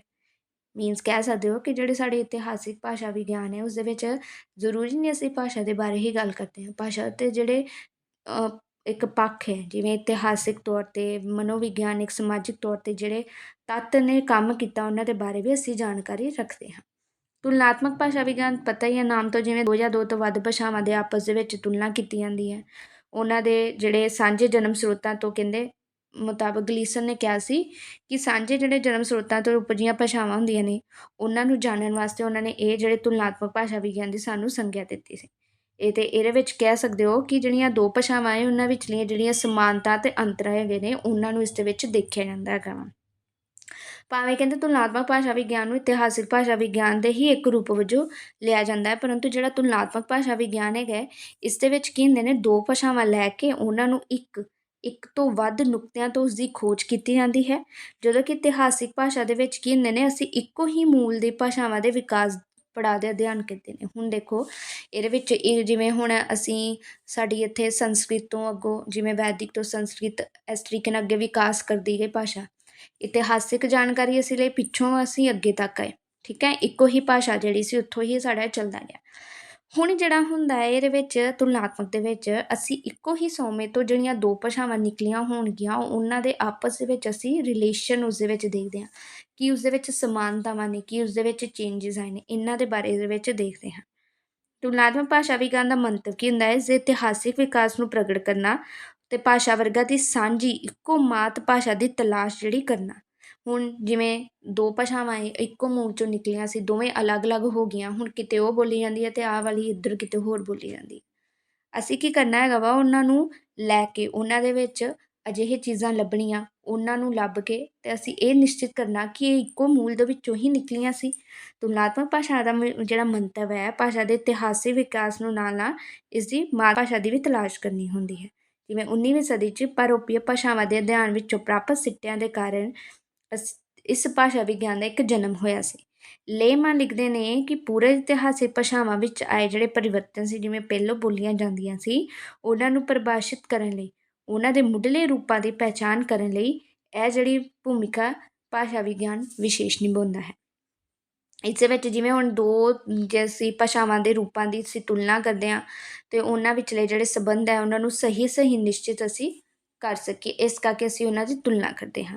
ਜਿਵੇਂ ਫੋਰ ਐਗਜ਼ਾਮਪਲ ਹੁਣ ਦੇਖੋ, ਕਹਿੰਦੇ ਉਦਾਹਰਨ ਲਈ ਅਸੀਂ ਪ੍ਰੋਟੋ ਇੰਡੋ ਯੂਰਪੀਅਨ ਭਾਸ਼ਾ ਨੂੰ ਲੈਂਦੇ, ਇਹਨਾਂ ਵਿੱਚ ਹੋਣਾ ਕ੍ਰਿਆ ਦੇ ਅਨਿਯ ਰੂਪ ਇੱਕ ਵਚਨ ਵਰਤਮਾਨ ਕਾਲ ਦੇ ਰੂਪ ਦੇ ਵਿੱਚ ਦੇਖਣਾ ਚਾਹੁੰਦੇ ਨੇ, ਅਤੇ ਸਾਡੀ ਪਹਿਲੀ ਕੋਸ਼ਿਸ਼ ਇਹਨਾਂ ਦੀ ਤੁਲਨਾ ਹੋਏਗੀ। ਹੋਣਾ ਜਿਹੜਾ ਸੀ ਦੇਖੋ, ਸੰਸਕ੍ਰਿਤ ਅਸਤ ਜਿਹੜਾ ਹੈਗਾ ਵਾ, ਲਿਥੁਆਨੀਅਨ, ਗ੍ਰੀਕ ਪ੍ਰਾਚੀਨ, ਇਹਨਾਂ ਦੇ ਵਿੱਚ ਕੀ ਕਹਿੰਦੇ ਨੇ, ਇਹਨਾਂ ਨੇ ਆਪਸ ਦੇ ਵਿੱਚ ਇਹਨਾਂ ਨੂੰ ਇੱਕ ਦੂਸਰੇ ਦੇ ਨਾਲ ਦੇਖਿਆ ਤੁਲਨਾ ਕਰਕੇ। ਨੈਕਸਟ ਇਸ ਦੇ ਵਿੱਚ ਸਾਡੇ ਕੋਲ ਅੱਗੇ ਮਿਲਦਾ ਹੈਗਾ ਵਾ ਵਰਣਾਤਮਕ ਭਾਸ਼ਾ ਵਿਗਿਆਨ। ਸੋਸੀਓ ਦੁਆਰਾ ਸਿਰਜਿਤ ਕਾਲਕ ਭਾਸ਼ਾ ਵਿਗਿਆਨ ਹੀ ਵਰਣਾਤਮਕ ਜਿਹੜੀ ਭਾਸ਼ਾ ਵਿਗਿਆਨ ਦਾ ਇੱਕ ਉਤਪ੍ਰੇਰਕ ਹੈ। ਅਗਲੇਰੇ ਵਿਕਾਸ ਦੇ ਵਿੱਚ ਬੋਆਸ, ਸੈਪਿਰ, ਬਲੂਮਫੀਲਡ ਇਹਨਾਂ ਦਾ ਨਾਮ ਸਾਨੂੰ ਮਿਲਦਾ ਹੈ। ਇਤਿਹਾਸਿਕ ਅਤੇ ਤੁਲਨਾਤਮਕ ਭਾਸ਼ਾ ਵਿਗਿਆਨ ਦੇ ਵਿਪਰੀਤ ਸਾਡੇ ਕੋਲ ਇਹ ਕੀ ਹੈਗਾ ਵਾ, ਵਿਸਤ੍ਰਿਤ ਨਾ ਹੋ ਕੇ ਗਹਿਰਾ ਹੈ। ਇਹ ਜਿਹੜਾ ਵਰਣਾਤਮਕ ਹੈ ਇਹ ਕਹਿੰਦੇ ਵਿਸਤ੍ਰਿਤ ਨਾ ਹੋ ਕੇ ਗਹਿਰਾ ਇੱਕ ਭਾਸ਼ਾ ਵਿਗਿਆਨ ਮਿਲਦਾ ਹੈ। ਕਹਿੰਦੇ ਇੱਕ ਅਜਿਹਾ ਅਨੁਸ਼ਾਸਨ ਹੈ ਜੋ ਵੱਖ-ਵੱਖ ਭਾਸ਼ਾਵਾਂ ਨੂੰ ਉਹਨਾਂ ਦੇ ਆਂਤਰਿਕ ਸੰਰਚਨਾ ਦੀ ਰੋਸ਼ਨੀ ਵਿੱਚ ਵਿਸ਼ਲੇਸ਼ਿਤ ਕਰਦਾ ਹੈ। ਜਿਹੜਾ ਵੱਖ-ਵੱਖ ਭਾਸ਼ਾਵਾਂ ਹੁੰਦੀਆਂ ਨੇ ਉਹਨਾਂ ਦੇ ਵਿੱਚ ਉਹਨਾਂ ਨੂੰ ਅੰਦਰੂਨੀ ਤੌਰ 'ਤੇ ਇਸ ਦੇ ਵਿੱਚ ਅਸੀਂ ਉਹਨਾਂ ਨੂੰ ਸਮਝਦੇ ਹਾਂ। ਅਤੇ ਇਸ ਦਾ ਇੱਕ ਹੋਰ ਨਿਖੜਵਾਂ ਲੱਛਣ ਇਹ ਹੈਗਾ ਹੈ ਕਿ ਇਹ ਮਨੁੱਖੀ ਉਚਾਰ ਜਿਹੜਾ ਹੈ, ਕਿਵੇਂ ਮਨੁੱਖ ਬੋਲਦਾ ਹੈ, ਉਹਦੇ ਭਿੰਨ ਪਹਿਲੂ ਕੀ ਨੇ, ਉਹਨਾਂ ਦੇ ਉੱਤੇ ਧਿਆਨ ਕੇਂਦਰਿਤ ਕਰਦਾ ਹੈਗਾ। ਹੌਕੇਟ ਨੇ ਵਰਣਾਤਮਕ ਅਤੇ ਕਾਲਕ ਭਾਸ਼ਾ ਵਿਗਿਆਨ ਦੇ ਵਿੱਚ ਵੀ ਅੰਤਰ ਕੀਤਾ ਹੈ। ਉਹਨਾਂ ਮੁਤਾਬਕ ਵਰਣਾਤਮਕ ਵਿੱਚ ਜਦੋਂ ਭਾਸ਼ਾ ਦੇ ਢਾਂਚੇ ਨੂੰ ਵਾਚਦਾ ਹੈ ਤਾਂ ਅੰਤਰ ਵਿਅਕਤੀ ਵਰਤਾਰੇ ਅਤੇ ਅੰਤਰ ਜਮਾਤੀ ਵਰਤਾਰੇ ਨੂੰ ਅੱਖੇ ਓਹਲੇ ਕਰਦਾ ਹੈ, ਜਦਕਿ ਕਾਲਕੀ ਦੇ ਵਿੱਚ ਇਹਨਾਂ ਦਾ ਵੀ ਧਿਆਨ ਜਿਹੜਾ ਕੀਤਾ ਜਾਂਦਾ ਹੈਗਾ। ਵਰਣਾਤਮਕ ਦੇ ਵਿੱਚ ਕੀ ਹੁੰਦਾ ਹੈ, ਜਦੋਂ ਕਿ ਅਸੀਂ ਕਿਸੇ ਢਾਂਚੇ ਨੂੰ ਦੇਖਦੇ ਹਾਂ ਨਾ, ਤਾਂ ਕੀ ਹੈਗਾ ਅੰਤਰ ਵਿਅਕਤੀ ਜਿਹੜਾ ਜਾਂ ਅੰਤਰ ਜਮਾਤੀ, ਇੰਟਰਗਰੁੱਪ ਅਤੇ ਇੰਟਰਪਰਸਨਲ ਜਿਵੇਂ ਹੁੰਦਾ ਵਾ, ਉਹਨਾਂ ਨੂੰ ਅਸੀਂ ਇਸ ਦੇ ਵਿੱਚ ਨਹੀਂ ਦੇਖਦੇ, ਜਦਕਿ ਜਿਹੜਾ ਇਹ ਕਾਲਕ ਹੈ ਨਾ, ਜਿਹੜਾ ਇਤਿਹਾਸਿਕ ਜਾਂ ਫਿਰ ਕਾਲਕ ਵਾਲਾ, ਉਹਦੇ ਵਿੱਚ ਇਹ ਚੀਜ਼ਾਂ ਅਸੀਂ ਦੇਖਦੇ ਹਾਂ। ਇਸ ਤੋਂ ਇਲਾਵਾ ਜੌਨ ਲਾਈਨਸ ਕਹਿੰਦੇ ਨੇ ਕਿ ਭਾਸ਼ਾ ਦੋ ਧਰਾਤਲਾਂ ਦੇ ਵਿੱਚ ਦੀ, ਇੱਕ ਹੁੰਦਾ ਵਾ ਅਭਿਵਿਅਕਤੀ, ਦੂਜਾ ਹੁੰਦਾ ਵਾ ਵਸਤੂ ਸਮੱਗਰੀ, ਜਿਸ ਦਾ ਮਤਲਬ ਵਿੱਚ ਮਨੋਭਾਵ, ਵਿਚਾਰ, ਸਮਾਜਿਕ ਸਥਿਤੀਆਂ, ਅਰਥ ਤੱਤ ਇਸ ਦੇ ਵਿੱਚ ਮਿਲ ਜਾਂਦੇ ਨੇ। ਭਾਸ਼ਾ ਦਾ ਅਭਿਵਿਅਕਤੀ ਧਰਾਤਲ ਵੀ ਅੱਗੋਂ ਦੋ ਭਾਗਾਂ 'ਚ ਅੱਗੋਂ ਡਿਵਾਈਡ ਹੋ ਜਾਂਦਾ ਹੈ, ਜਿਹਦੇ ਵਿੱਚ ਅਭਿਵਿਅਕਤੀ ਧੁਨੀ ਅਤੇ ਵਿਆਕਰਣ ਮਿਲਦਾ ਹੈ। ਵਿਆਕਰਣ ਨੂੰ ਅਸੀਂ ਰੂਪਮੀ ਵਿਉਂਤ ਅਤੇ ਵਾਕ ਵਿਉਂਤ ਵਿੱਚ ਅੱਗੇ ਵਿਭਾਜਿਤ ਕਰਦੇ ਹਾਂ, ਅਤੇ ਜਿਹੜੀ ਵਸਤੂ ਸਮੱਗਰੀ ਜਿਹੜੀ ਹੈਗੀ ਸੀ ਉਸਨੂੰ ਅਸੀਂ ਦੂਜੇ ਧਰਾਤਲ ਨੂੰ ਅਸੀਂ ਅਰਥ ਵਿਉਂਤ ਦੁਆਰਾ ਜਿਹੜੇ ਸਮਝਾਇਆ ਹੈ। ਹੁਣ ਦੇਖੋ, ਸਭ ਤੋਂ ਪਹਿਲਾਂ ਉਹਨਾਂ ਨੇ ਕੀ ਕਿਹਾ ਹੈਗਾ ਸੀ, ਦੋ ਧਰਾਤਲ ਦੱਸੇ ਸੀ, ਠੀਕ ਹੈ, ਜਿਹਦੇ ਵਿੱਚ ਇੱਕ ਅਭਿਵਿਅਕਤੀ, ਦੂਜਾ ਇਹਦਾ ਵਸਤੂ ਸਮੱਗਰੀ। ਅਤੇ ਇਹਦੇ ਵਿੱਚ ਜਿਹੜਾ ਹੁੰਦਾ ਵਾ ਸਾਡੇ ਕੋਲ ਅੱਗੇ ਅਭਿਵਿਅਕਤੀ ਜਿਹੜਾ ਪਹਿਲੇ ਵਾਲਾ ਸੀ ਉਹਨੂੰ ਅੱਗੇ ਅਸੀਂ ਦੋ ਪਾਰਟਸ ਦੇ ਵਿੱਚ ਡਿਵਾਈਡ ਕੀਤਾ, ਧੁਨੀ ਅਤੇ ਵਿਆਕਰਣ। ਵਿਆਕਰਣ ਜਿਹੜਾ ਸੀ ਉਸਨੂੰ ਅਸੀਂ ਰੂਪਮੀ ਅਤੇ ਵਾਕ ਦੇ ਵਿੱਚ ਅੱਗੋਂ ਵਿਭਾਜਿਤ ਕੀਤਾ ਸੀ। ਹੁਣ ਜੇ ਸਾਡੇ ਕੋਲ ਵਸਤੂ ਵਾਲਾ ਹੈਗਾ ਸੀ ਜਿਹੜਾ ਇਹ ਵਾਲਾ, ਕਿਉਂਕਿ ਇਹਨੂੰ ਅਸੀਂ ਵਿਭਾਜਿਤ ਕੀਤਾ ਸੀ, ਅੱਗੇ ਇਹਨੂੰ ਅਸੀਂ ਅਰਥ ਵਿਉਂਤ ਦੇ ਦੁਆਰਾ ਦੱਸਿਆ ਗਾ। ਦੇਖੋ ਇੱਥੇ ਪੂਰਾ ਉਹਨਾਂ ਨੇ ਦੱਸ ਦਿੱਤਾ। ਭਾਸ਼ਾ ਦੋ ਟਾਈਪਸ, ਇਹਦੇ ਵਿੱਚ ਧੁਨੀ ਅਤੇ ਸ਼ਬਦ, ਠੀਕ ਹੈ, ਇਸ ਦੇ ਵਿੱਚ ਅਰਥ ਇਕੱਲਾ ਗਿਆ। ਹੁਣ ਜਿਹੜਾ ਅੱਗੋਂ ਸ਼ਬਦ ਸੀ ਉਸਨੂੰ ਰੂਪਮੀ ਅਤੇ ਵਾਕ ਦੇ ਵਿੱਚ ਅੱਗੋਂ ਡਿਵਾਈਡ ਕਰ ਦਿੱਤਾ। ਨੈਕਸਟ ਆ ਜਾਂਦੀ ਸੰਰਚਨਾਤਮਕ ਭਾਸ਼ਾ ਵਿਗਿਆਨ। ਇਹ ਵੀ ਕਾਫੀ ਹੱਦ ਤੱਕ ਕਹਿੰਦੇ ਵਰਣਾਤਮਕ ਦੇ ਨਾਲ ਹੀ ਮਿਲਦਾ ਜੁਲਦਾ ਹੈਗਾ। ਇਸ ਵਿੱਚ ਕੀ ਹੈਗਾ, ਭਾਸ਼ਾ ਦੇ ਜਿੰਨੇ ਵੀ ਅਸੀਂ ਅੰਗ ਹੁੰਦੇ ਨੇ ਇਕੱਲੇ ਇੱਕ ਹੀਰੇ ਅੱਡ ਅੱਡ ਰੂਪਾਂ 'ਚ ਵਿੱਚ ਅਸੀਂ ਨਹੀਂ ਦੇਖਦੇ, ਇਹਨਾਂ ਨੂੰ ਅਸੀਂ ਇਹਨਾਂ ਦੇ ਆਪਸ ਦੇ ਵਿੱਚ ਕੀ ਰਿਸ਼ਤੇ ਨੇ ਉਹਨਾਂ ਦੇ ਥਰੂ ਅਸੀਂ ਇਹਨਾਂ ਨੂੰ ਦੇਖਦੇ ਹਾਂ। ਸੋਸਿਓ ਦੇ ਇਕਾਲਕ ਭਾਸ਼ਾਈ ਸੰਕਲਪ ਦਾ ਕੇਂਦਰੀ ਨੁਕਤਾ ਕੀ ਆਉਂਦਾ ਹੈਗਾ ਵਾ, ਸੰਰਚਨਾਤਮਕ। ਇਕਾਲਕ ਭਾਸ਼ਾ ਵਿਗਿਆਨ ਕਿਸੇ ਵਿਸ਼ੇਸ਼ ਭਾਸ਼ਾ ਦੇ ਸਿਸਟਮ ਵਿੱਚ ਵਿਸ਼ੇਸ਼ ਕਾਲ ਬਿੰਦੂ ਯਾਨੀ ਕਿ ਭਾਸ਼ਿਕ ਰੂਪ, ਅੰਗ, ਅਰਥ ਆਪੋ ਵਿੱਚ ਕਿਵੇਂ ਅੰਤਰ ਸੰਬੰਧੀ ਨੇ ਇਹਦਾ ਅਧਿਐਨ ਕਰਦਾ। ਇੱਕ ਟਾਈਮ ਦੇ ਵਿੱਚ ਇਕਾਲਕ ਦਾ ਮਤਲਬ ਹੁੰਦਾ ਹੈ ਦੁਕਾਲਕ, ਯਾਨੀ ਕਿ ਦੋ ਨੂੰ ਅਸੀਂ ਨਾਲ ਆਪਸ ਦੇ ਵਿੱਚ ਤੁਲਨਾ ਕਰਨੀ, ਜਿਵੇਂ ਉਹ ਵਾਲਾ ਹੁੰਦਾ। ਇਕਾਲਕ ਦੇ ਵਿੱਚ ਕੀ ਇੱਕੋ ਹੀ ਜਿਵੇਂ ਟਾਈਮ ਕਾਲ ਦੇ ਵਿੱਚ ਜਿਵੇਂ ਸਾਡੀ ਭਾਸ਼ਾ ਕਿਵੇਂ ਵਿਕਾਸ ਕਰਦੀ ਗਈ ਉਹ ਰੂਪ ਇਸ ਦੇ ਵਿੱਚ ਆ ਜਾਏਗਾ ਇਕਾਲਕ ਦੇ ਵਿੱਚ। ਅਤੇ ਭਾਸ਼ਾ ਨੂੰ ਸੰਬੰਧਾਂ ਦੇ ਇੱਕ ਸਿਸਟਮ ਜਾਂ ਅੰਤਰ ਸੰਬੰਧਿਤ ਸਿਸਟਮਾਂ ਦੇ ਇੱਕ ਸੈੱਟ ਵਜੋਂ ਪਰਿਭਾਸ਼ਿਤ ਕਰੇਗਾ। ਸੋ ਭਾਸ਼ਿਕ ਸਿਸਟਮ ਦੀ ਇੱਕ ਭਾਸ਼ਿਕ ਸੰਰਚਨਾ ਹੈਗੀ ਹੈ, ਕਿਉਂਕਿ ਆਂਤਰਿਕ ਸੰਰਚਨਾ ਦੇ ਸੰਦਰਭ ਵਿੱਚ ਹੀ ਅਸੀਂ ਭਾਸ਼ਾ ਦਾ ਵਿਸ਼ਲੇਸ਼ਣ ਕੀ ਹੈਗਾ ਵਾ ਉਹ ਸੰਭਵ ਹੈ। ਜਿੰਨੀ ਦੇਰ ਤੱਕ ਅਸੀਂ ਭਾਸ਼ਾ ਦੇ ਅੰਦਰੂਨੀ ਸਿਸਟਮ, ਅੰਦਰੂਨੀ ਸੰਰਚਨਾ ਨੂੰ ਨਹੀਂ ਸਮਝਾਂਗੇ, ਜਿਵੇਂ ਭਾਸ਼ਾ ਹੈ ਉਸ ਦੇ ਵਿੱਚ ਕੀ ਜਿਵੇਂ ਵਾਕ, ਧੁਨੀ, ਸ਼ਬਦ, ਅਰਥ, ਹਰ ਇੱਕ ਦੇ ਅੱਗੋਂ ਵੀ ਕਾਫੀ ਜ਼ਿਆਦਾ ਅੰਦਰੂਨੀ ਉਹਨਾਂ ਦਾ ਸੰਰਚਨਾ ਹੁੰਦੀ। ਜੇਕਰ ਇਹਨਾਂ ਦੇ ਆਪਸ 'ਚ ਕੀ ਰਿਲੇਸ਼ਨ ਹੈ, ਕਿਵੇਂ ਬਣਦੇ ਨੇ, ਅਸੀਂ ਇਹ ਨਹੀਂ ਸਮਝ ਸਕਦੇ ਭਾਸ਼ਾ ਦੇ ਬਾਰੇ, ਅਸੀਂ ਭਾਸ਼ਾ ਦੇ ਸਿਸਟਮ ਨੂੰ ਨਹੀਂ ਸਮਝ ਸਕਦੇ ਕਿਸੇ ਵਿੱਚ। ਸੰਰਚਨਾਤਮਕ ਪਹੁੰਚ ਵਿਧੀ ਇਸ ਗੱਲ ਉੱਪਰ ਜ਼ੋਰ ਦਿੰਦੀ ਹੈ ਕਿ ਭਾਸ਼ਾ ਦੇ ਇਕੱਲੇ ਇਕੱਲੇ ਅੰਗ ਜਾਂ ਇਕਾਈਆਂ ਇੱਕ ਦੂਜੇ ਨਾਲ ਖੇਡ ਕੇ ਵਿਸ਼ਲੇਸ਼ਿਤ ਕਰਨ ਨਾਲੋਂ ਇਹਨਾਂ ਦਾ ਮਿਲਿਤ ਸਮੁੱਚੇ ਤੌਰ 'ਤੇ ਵਿਸ਼ਲੇਸ਼ਣ ਕਰਨਾ ਜ਼ਰੂਰੀ ਹੈ, ਕਿਉਂਕਿ ਸਾਰੇ ਅੰਗ ਅਤੇ ਇਕਾਈਆਂ ਇੱਕ ਦੂਜੇ ਦੇ ਨਾਲ ਉਹੀ ਆ ਗਏ ਨਾ ਨਿਕਟੀ ਰਿਸ਼ਤਾ ਰੱਖਦੇ ਨੇ ਆਪਸ ਦੇ ਵਿੱਚ, ਇੱਕ ਦੂਜੇ ਨਾਲ ਇਹ ਰਿਲੇਟ ਨੇ, ਇੱਕ ਦੂਜੇ ਨੂੰ ਪ੍ਰਭਾਵਿਤ ਕਰਦੇ। ਸੋ ਇਹਨਾਂ ਨੂੰ ਸਿਸਟਮ ਨੂੰ ਸਮਝਣਾ ਜ਼ਰੂਰੀ ਹੈ। ਇਸ ਸੰਦਰਭ ਵਿੱਚ ਅਮਰੀਕਨ ਸਕੂਲ ਦੇ ਸੰਰਚਨਾਵਾਦੀ ਦੀ ਭਾਸ਼ਾ ਵਿਗਿਆਨੀ ਬਲੂਮਫੀਲਡ ਦਾ ਕਹਿੰਦੇ ਜ਼ਿਕਰ ਵੀ ਅਸੰਗਤ ਨਹੀਂ ਹੋਏਗਾ। ਉਸ ਨੇ ਭਾਸ਼ਿਕ ਵਿਸ਼ੇਸ਼ਤਾ ਦੇ ਸੰਬੰਧ ਵਿੱਚ ਆਪਣਾ ਮਤ ਪੇਸ਼ ਕਰਦਿਆਂ ਕਿਹਾ ਕਿ ਭਾਸ਼ਾ ਸੰਰਚਨਾ ਦੀ ਧਾਰਨੀ ਹੈ। ਬਲੂਮਫੀਲਡ ਤੇ ਉਸਦੇ ਅਨੁਯਾਈਆਂ ਨੇ ਭਾਸ਼ਾ ਜਿਹੜੀ ਸੰਰਚਨਾ ਨੂੰ ਇੱਕ ਸੁਨਿਸ਼ਚਿਤ ਢੰਗ ਨਾਲ ਸੰਕਲਪਿਤ ਕਰਨ ਦਾ ਯਤਨ ਕੀਤਾ ਸੀ। ਸੰਰਚਨਾ ਦੀ ਧਾਰਨਾ ਨੂੰ ਵਿਹਾਰਕ ਜਾਂ ਅਮਲੀ ਸ਼ਕਲ ਦੇਣ ਲਈ ਉਹਨਾਂ ਨੇ ਫੁਨੀਮ ਦੀ ਇੱਥੇ ਵਿਆਖਿਆ ਕੀਤੀ ਸੀ। ਫੁਨੀਮ ਕਿਹੜਾ ਕਹਿੰਦੇ ਨੇ, ਧੁਨੀ ਵਿਉਂਤ ਦੀ ਇੱਕ ਇਕਾਈ ਹੁੰਦੀ ਹੈ। ਇਸ ਤਰ੍ਹਾਂ ਰੂਪ ਵਿਗਿਆਨ ਦੀ ਲਘੂਤਮ ਇਕਾਈ ਮਾਰਫੀਮ ਦੀ ਇਜਾਜ਼ ਜਿਵੇਂ ਕੀਤੀ ਗਈ, ਦੋਵੇਂ ਫੁਨੀਮ ਅਤੇ ਮਾਰਫੀਮ ਜਿਹੜੇ ਨੇ ਉਹ ਭਾਸ਼ਾ ਦੇ ਅਭਿਵਿਅਕਤੀ ਨਾਲ ਸੰਬੰਧਿਤ ਧਰਾਤਲ ਦੀਆਂ ਇਕਾਈਆਂ ਨੇ। ਇੱਥੇ ਉਹਨਾਂ ਨੇ ਕੀ ਕਹਾ, ਭਾਸ਼ਿਕ ਸੰਰਚਨਾ ਨੂੰ ਸਮਝਾਉਣ ਦਾ ਉਹਨਾਂ ਨੇ ਯਤਨ ਕੀਤਾ ਹੈ ਕਿ ਮੀਨਸ ਜਿਹੜੀ ਸੰਰਚਨਾ ਹੈ ਉਹਨਾਂ ਨੂੰ ਇੱਕ ਵਿਹਾਰਕ ਕਿ ਆਮ ਨੋਰਮਲ ਵੇ 'ਚ ਸਮਝਾਉਣ ਵਾਸਤੇ ਉਹਨਾਂ ਨੇ ਫੁਨੀਮ ਦੀ ਇੱਕ ਵਿਆਖਿਆ ਕੀਤੀ ਸੀ। ਹੁਣ ਜਿਹੜੀ ਫੁਨੀਮ ਹੁੰਦੀ ਹੈ ਉਹ ਧੁਨੀ ਦੇ ਵਿੱਚ ਉਸਦਾ ਇੰਪੋਰਟੈਂਟ ਹਿੱਸਾ ਹੁੰਦਾ, ਉਹਦੀ ਇਕਾਈ ਹੈਗੀ ਹੈ। ਇਸੇ ਤਰੀਕੇ ਨਾਲ ਜਿਵੇਂ ਰੂਪ ਵਿਗਿਆਨ ਦੇ ਵਿੱਚ ਸਾਨੂੰ ਮਾਰਫੀਮ ਮਿਲਦੀ ਹੈ, ਇੱਥੇ ਕੀ ਕਹਵਾ ਸਾਨੂੰ ਫੁਨੀਮ ਦੱਸੀ ਹੈ। ਦੋਵੇਂ ਜਿਹੜੀਆਂ ਇਕਾਈਆਂ ਨੇ ਇਹ ਕੀ ਕਹਿ ਸਕਦੇ ਹੋ ਕਿ ਧਰਾਤਲ ਦੀਆਂ ਜਿਹੜੀਆਂ ਅਭਿਵਿਅਕਤੀ ਹੁੰਦੀਆਂ ਜੋ ਮਨੁੱਖ ਬੋਲਦਾ ਉਹਨਾਂ ਦੇ ਵਿੱਚ ਨਿਵਾਸ ਕਰਦੀਆਂ ਨੇ, ਧਰਾਤਲ ਦਾ ਹਿੱਸਾ ਹੁੰਦੀਆਂ। ਅਰਥ ਸੰਕਲਪ ਦੀਆਂ ਇਕਾਈ ਨਹੀਂ ਹੁੰਦੀ। ਸੰਰਚਨਾਵਾਦੀਆਂ ਦੀ ਸਾਰੀ ਜਿਹੜੀ ਸੇਧ ਹੈਗੀ ਹੈ ਭਾਸ਼ਿਕ ਉਕਤੀ ਦੇ ਉੱਪਰ ਕੇਂਦਰਿਤ ਹੈ ਕਿ ਮਨੁੱਖ ਕਿਵੇਂ ਬੋਲਦਾ ਹੈਗਾ ਵਾ, ਜਿਸ ਨੂੰ ਉਹ ਰੂਪਕੀ ਜਿਹੜਾ ਹੈਗਾ ਵਾ ਨਾਲ ਕਹਿੰਦੇ ਨੇ। ਚੌਮਸਕੀ ਇਸ ਨੂੰ ਸਤਹੀ ਸੰਰਚਨਾ ਦਾ ਅੱਗੋਂ ਨਾਮ ਜਿਹੜਾ ਹੈਗਾ ਵਾ ਉਹ ਦਿੰਦਾ ਹੈਗਾ। ਇਸ ਤੋਂ ਇਲਾਵਾ ਸੋਸੀਓ ਦੁਆਰਾ ਚਿੱਤਰਿਆ ਜਿਹੜਾ ਸੰਰਚਨਾ ਦਾ ਸੰਕਲਪ ਸੀ ਭਾਸ਼ਾ ਵਿਗਿਆਨ ਅਤੇ ਹਰ ਇੱਕ ਸਕੂਲ 'ਚ ਵੀ ਪ੍ਰਵੇਸ਼ ਕੀਤਾ ਗਿਆ। ਇਸ ਨੇ ਅਚਿਹਨ ਵਿਗਿਆਨ ਦੇ ਜਨਮ ਅਤੇ ਵਿਕਾਸ ਨੂੰ ਵੀ ਅੱਗੇ ਸੰਭਵ ਬਣਾਇਆ। ਇਹ ਇੱਕ ਦੂਜੇ ਦੇ ਨਾਲ ਹੀ ਰਿਲੇਟ ਹੈਗੇ ਨੇ ਸਾਰੇ। ਇੱਕ ਦੂਜੇ ਪਾਸੇ ਉਹਨਾਂ ਨੇ ਮਾਨਵੀ ਸਮਾਜਿਕ ਸੰਸਥਾਵਾਂ ਅਤੇ ਸੱਭਿਆਚਾਰਕ ਸੰਕਲਪਾਂ ਦੇ ਵਰਣਨ ਨੂੰ ਨਵੀਂ ਦਿਸ਼ਾ ਦਿੱਤੀ ਅਤੇ ਸਮੁੱਚੇ ਰੂਪ ਦੇ ਵਿੱਚ ਅਗਰ ਦੇਖਿਆ ਜਾਵੇ ਤਾਂ ਭਾਸ਼ਾ ਦੀ ਜਿਹੜੀ ਸੰਰਚਨਾ ਹੁੰਦੀ ਹੈ ਦਾ ਜੋ ਉਲੇਖ ਕੀਤਾ ਹੈਗਾ ਵਾ, ਭਾਵ ਇਹੀ ਹੈ ਕਿ ਜਿਹੜੀਆਂ ਭਾਸ਼ਾ ਦੇ ਅੰਦਰ ਜਿਹੜੀਆਂ ਇਕਾਈਆਂ ਮੌਜੂਦ ਹੁੰਦੀਆਂ ਨੇ ਜਿਸ ਨਾਲ ਭਾਸ਼ਾ ਬਣਦੀ ਹੈ, ਇਹ ਆਪਸ ਦੇ ਵਿੱਚ ਇੱਕ ਦੂਜੇ ਦੇ ਨਾਲ ਨੇੜਲਾ ਰਿਸ਼ਤਾ ਹੁੰਦਾ ਹੈ। ਜਿੰਨੀ ਦੇਰ ਤੱਕ ਅਸੀਂ ਇਹਨਾਂ ਨੂੰ ਨਹੀਂ ਸਮਝ ਸਕਦੇ, ਭਾਸ਼ਾ ਦੀ ਅਸੀਂ ਸੰਰਚਨਾ ਨੂੰ ਨਹੀਂ ਸਮਝ ਸਕਦੇ। ਨੈਕਸਟ ਆਇੰਦਾ ਹੈਗਾ ਵਾ ਸਾਡੇ ਕੋਲ ਕਾਲ ਕ੍ਰਮਿਕ ਅਤੇ ਇਕਾਲਕ। ਹੁਣ ਇਹ ਵੀ ਕੀ ਹੈਗਾ ਵਾ ਦਿੱਤਾ ਸੀ ਸਾਨੂੰ ਸੋਸੀਓ ਨੇ। ਇਹ ਭਾਸ਼ਾ ਵਿਗਿਆਨ ਦੇ ਜਨਮਦਾਤਾ ਸੀ ਅਤੇ ਇਸ ਤੋਂ ਇਲਾਵਾ ਅਸੀਂ ਇੱਥੋਂ ਹੀ ਸ਼ੁਰੂ ਕਰਾਂਗੇ ਉਹਨਾਂ ਦੇ ਅੱਗੋਂ ਕਿ ਭਾਸ਼ਾ ਇੱਕ ਸਮਕਾਲੀ ਅਤੇ ਜੀਵਨ ਵਸਤੂ ਹੈ, ਸਿਰਫ ਇਤਿਹਾਸਿਕ ਅਤੇ ਕਾਲਕ੍ਰਮਿਕ ਵਿਕਾਸ ਦਾ ਪ੍ਰਕਿਰਿਆ ਨਹੀਂ ਹੈਗੀ। ਭਾਸ਼ਾ ਜਿਹੜੀ ਅਸੀਂ ਬੋਲਦੇ ਹਾਂ ਅਤੇ ਭਾਸ਼ਾ ਦਾ ਸਹੀ ਅਧਿਐਨ ਮੌਖਿਕ ਹੈਗਾ, ਲਿਖਤੀ ਨਹੀਂ ਹੈਗਾ, ਕਿਉਂਕਿ ਮਨੁੱਖ ਹੋਰ ਤਰੀਕੇ ਨਾਲ ਬੋਲਦਾ, ਲਿਖਤਾ ਤਾਂ ਉਹਨੇ ਸਾਫ਼ ਹੀ ਹੈਗਾ ਹੈ। ਆਂਤਰਿਕ ਸੰਰਚਨਾ ਦਾ ਵਿਸ਼ਲੇਸ਼ਣ ਹੀ ਭਾਸ਼ਾ ਦਾ ਇੱਕ ਅਧਿਐਨ ਹੈਗਾ। ਭਾਸ਼ਾ ਇੱਕ ਸਮਾਜਿਕ ਵਿਤਾਰਾ ਹੈ, ਸਿਰਫ ਭੌਤਿਕ ਸਥੂਲ ਲੱਛਣਾਂ ਵਿੱਚ ਇਸ ਨੂੰ ਨਾ ਸਮਝ ਕੇ ਸਮਾਜਿਕ ਪਿਛੋਕੜ ਦੇ ਵਿੱਚ ਅਸੀਂ ਇਸ ਨੂੰ ਦੇਖਣਾ ਚਾਹੀਦਾ ਹੈ। ਹੁਣ ਅਗਰ ਸੋਸੀਅਲ ਦੇ ਵੇਖਿਆ ਜਾਏ ਤਾਂ ਉਹਨਾਂ ਨੇ ਸਾਨੂੰ ਚਿਹਨਤ, ਲੜੀਦਾਰ, ਕੜੀਦਾਰ, ਲੋਕ ਅਤੇ ਪਰੋਲ, ਇਕਾਲਿਕ, ਦੁਕਾਲਿਕ ਜਾਂ ਇਕਾਲਿਕ ਜਾਂ ਕਾਲਕ੍ਰਮਿਕ ਸਾਨੂੰ ਇਹ ਜਿਹੜੇ ਵਿਚਾਰ ਦੱਸੇ ਸੀ। ਅਤੇ ਇਹ ਜਿਹੜਾ ਆਲਰੇਡੀ ਤੁਹਾਨੂੰ ਪਤਾ ਇਹਦੇ ਵਿੱਚ ਉਹਨਾਂ ਨੇ ਕੀ ਕਿਹਾ ਸੀ ਕਿ ਭਾਸ਼ਾ ਚਿੰਨ੍ਹਾਂ ਦਾ ਇੱਕ ਸਿਸਟਮ ਹੁੰਦਾ ਹੈ, ਚਿੰਨ੍ਹ ਆਪ ਹੁਦਰੇ ਹੁੰਦੇ ਨੇ ਅਤੇ ਭਾਸ਼ਾ ਵੀ ਇੱਕ ਤਰੀਕੇ ਨਾਲ ਆਪ ਹੁਦਰੀ ਹੀ ਹੁੰਦੀ ਹੈ। ਠੀਕ ਹੈ, ਸੋ ਇਹ ਹੈਗਾ ਸੀ ਅੱਜ ਦਾ ਟੌਪਿਕ। ਬਾਕੀ ਜਿਹੜਾ ਹੈਗਾ ਅਸੀਂ ਨੈਕਸਟ ਦੇ ਵਿੱਚ ਕਰਾਂਗੇ। ਠੀਕ ਹੈ, ਸੋ ਵੀਡੀਓਜ਼ ਅੱਗੇ ਦੇਖਦੇ ਰਹੋ, ਲਾਈਕ ਜ਼ਰੂਰ ਕਰਿਓ। Thank you.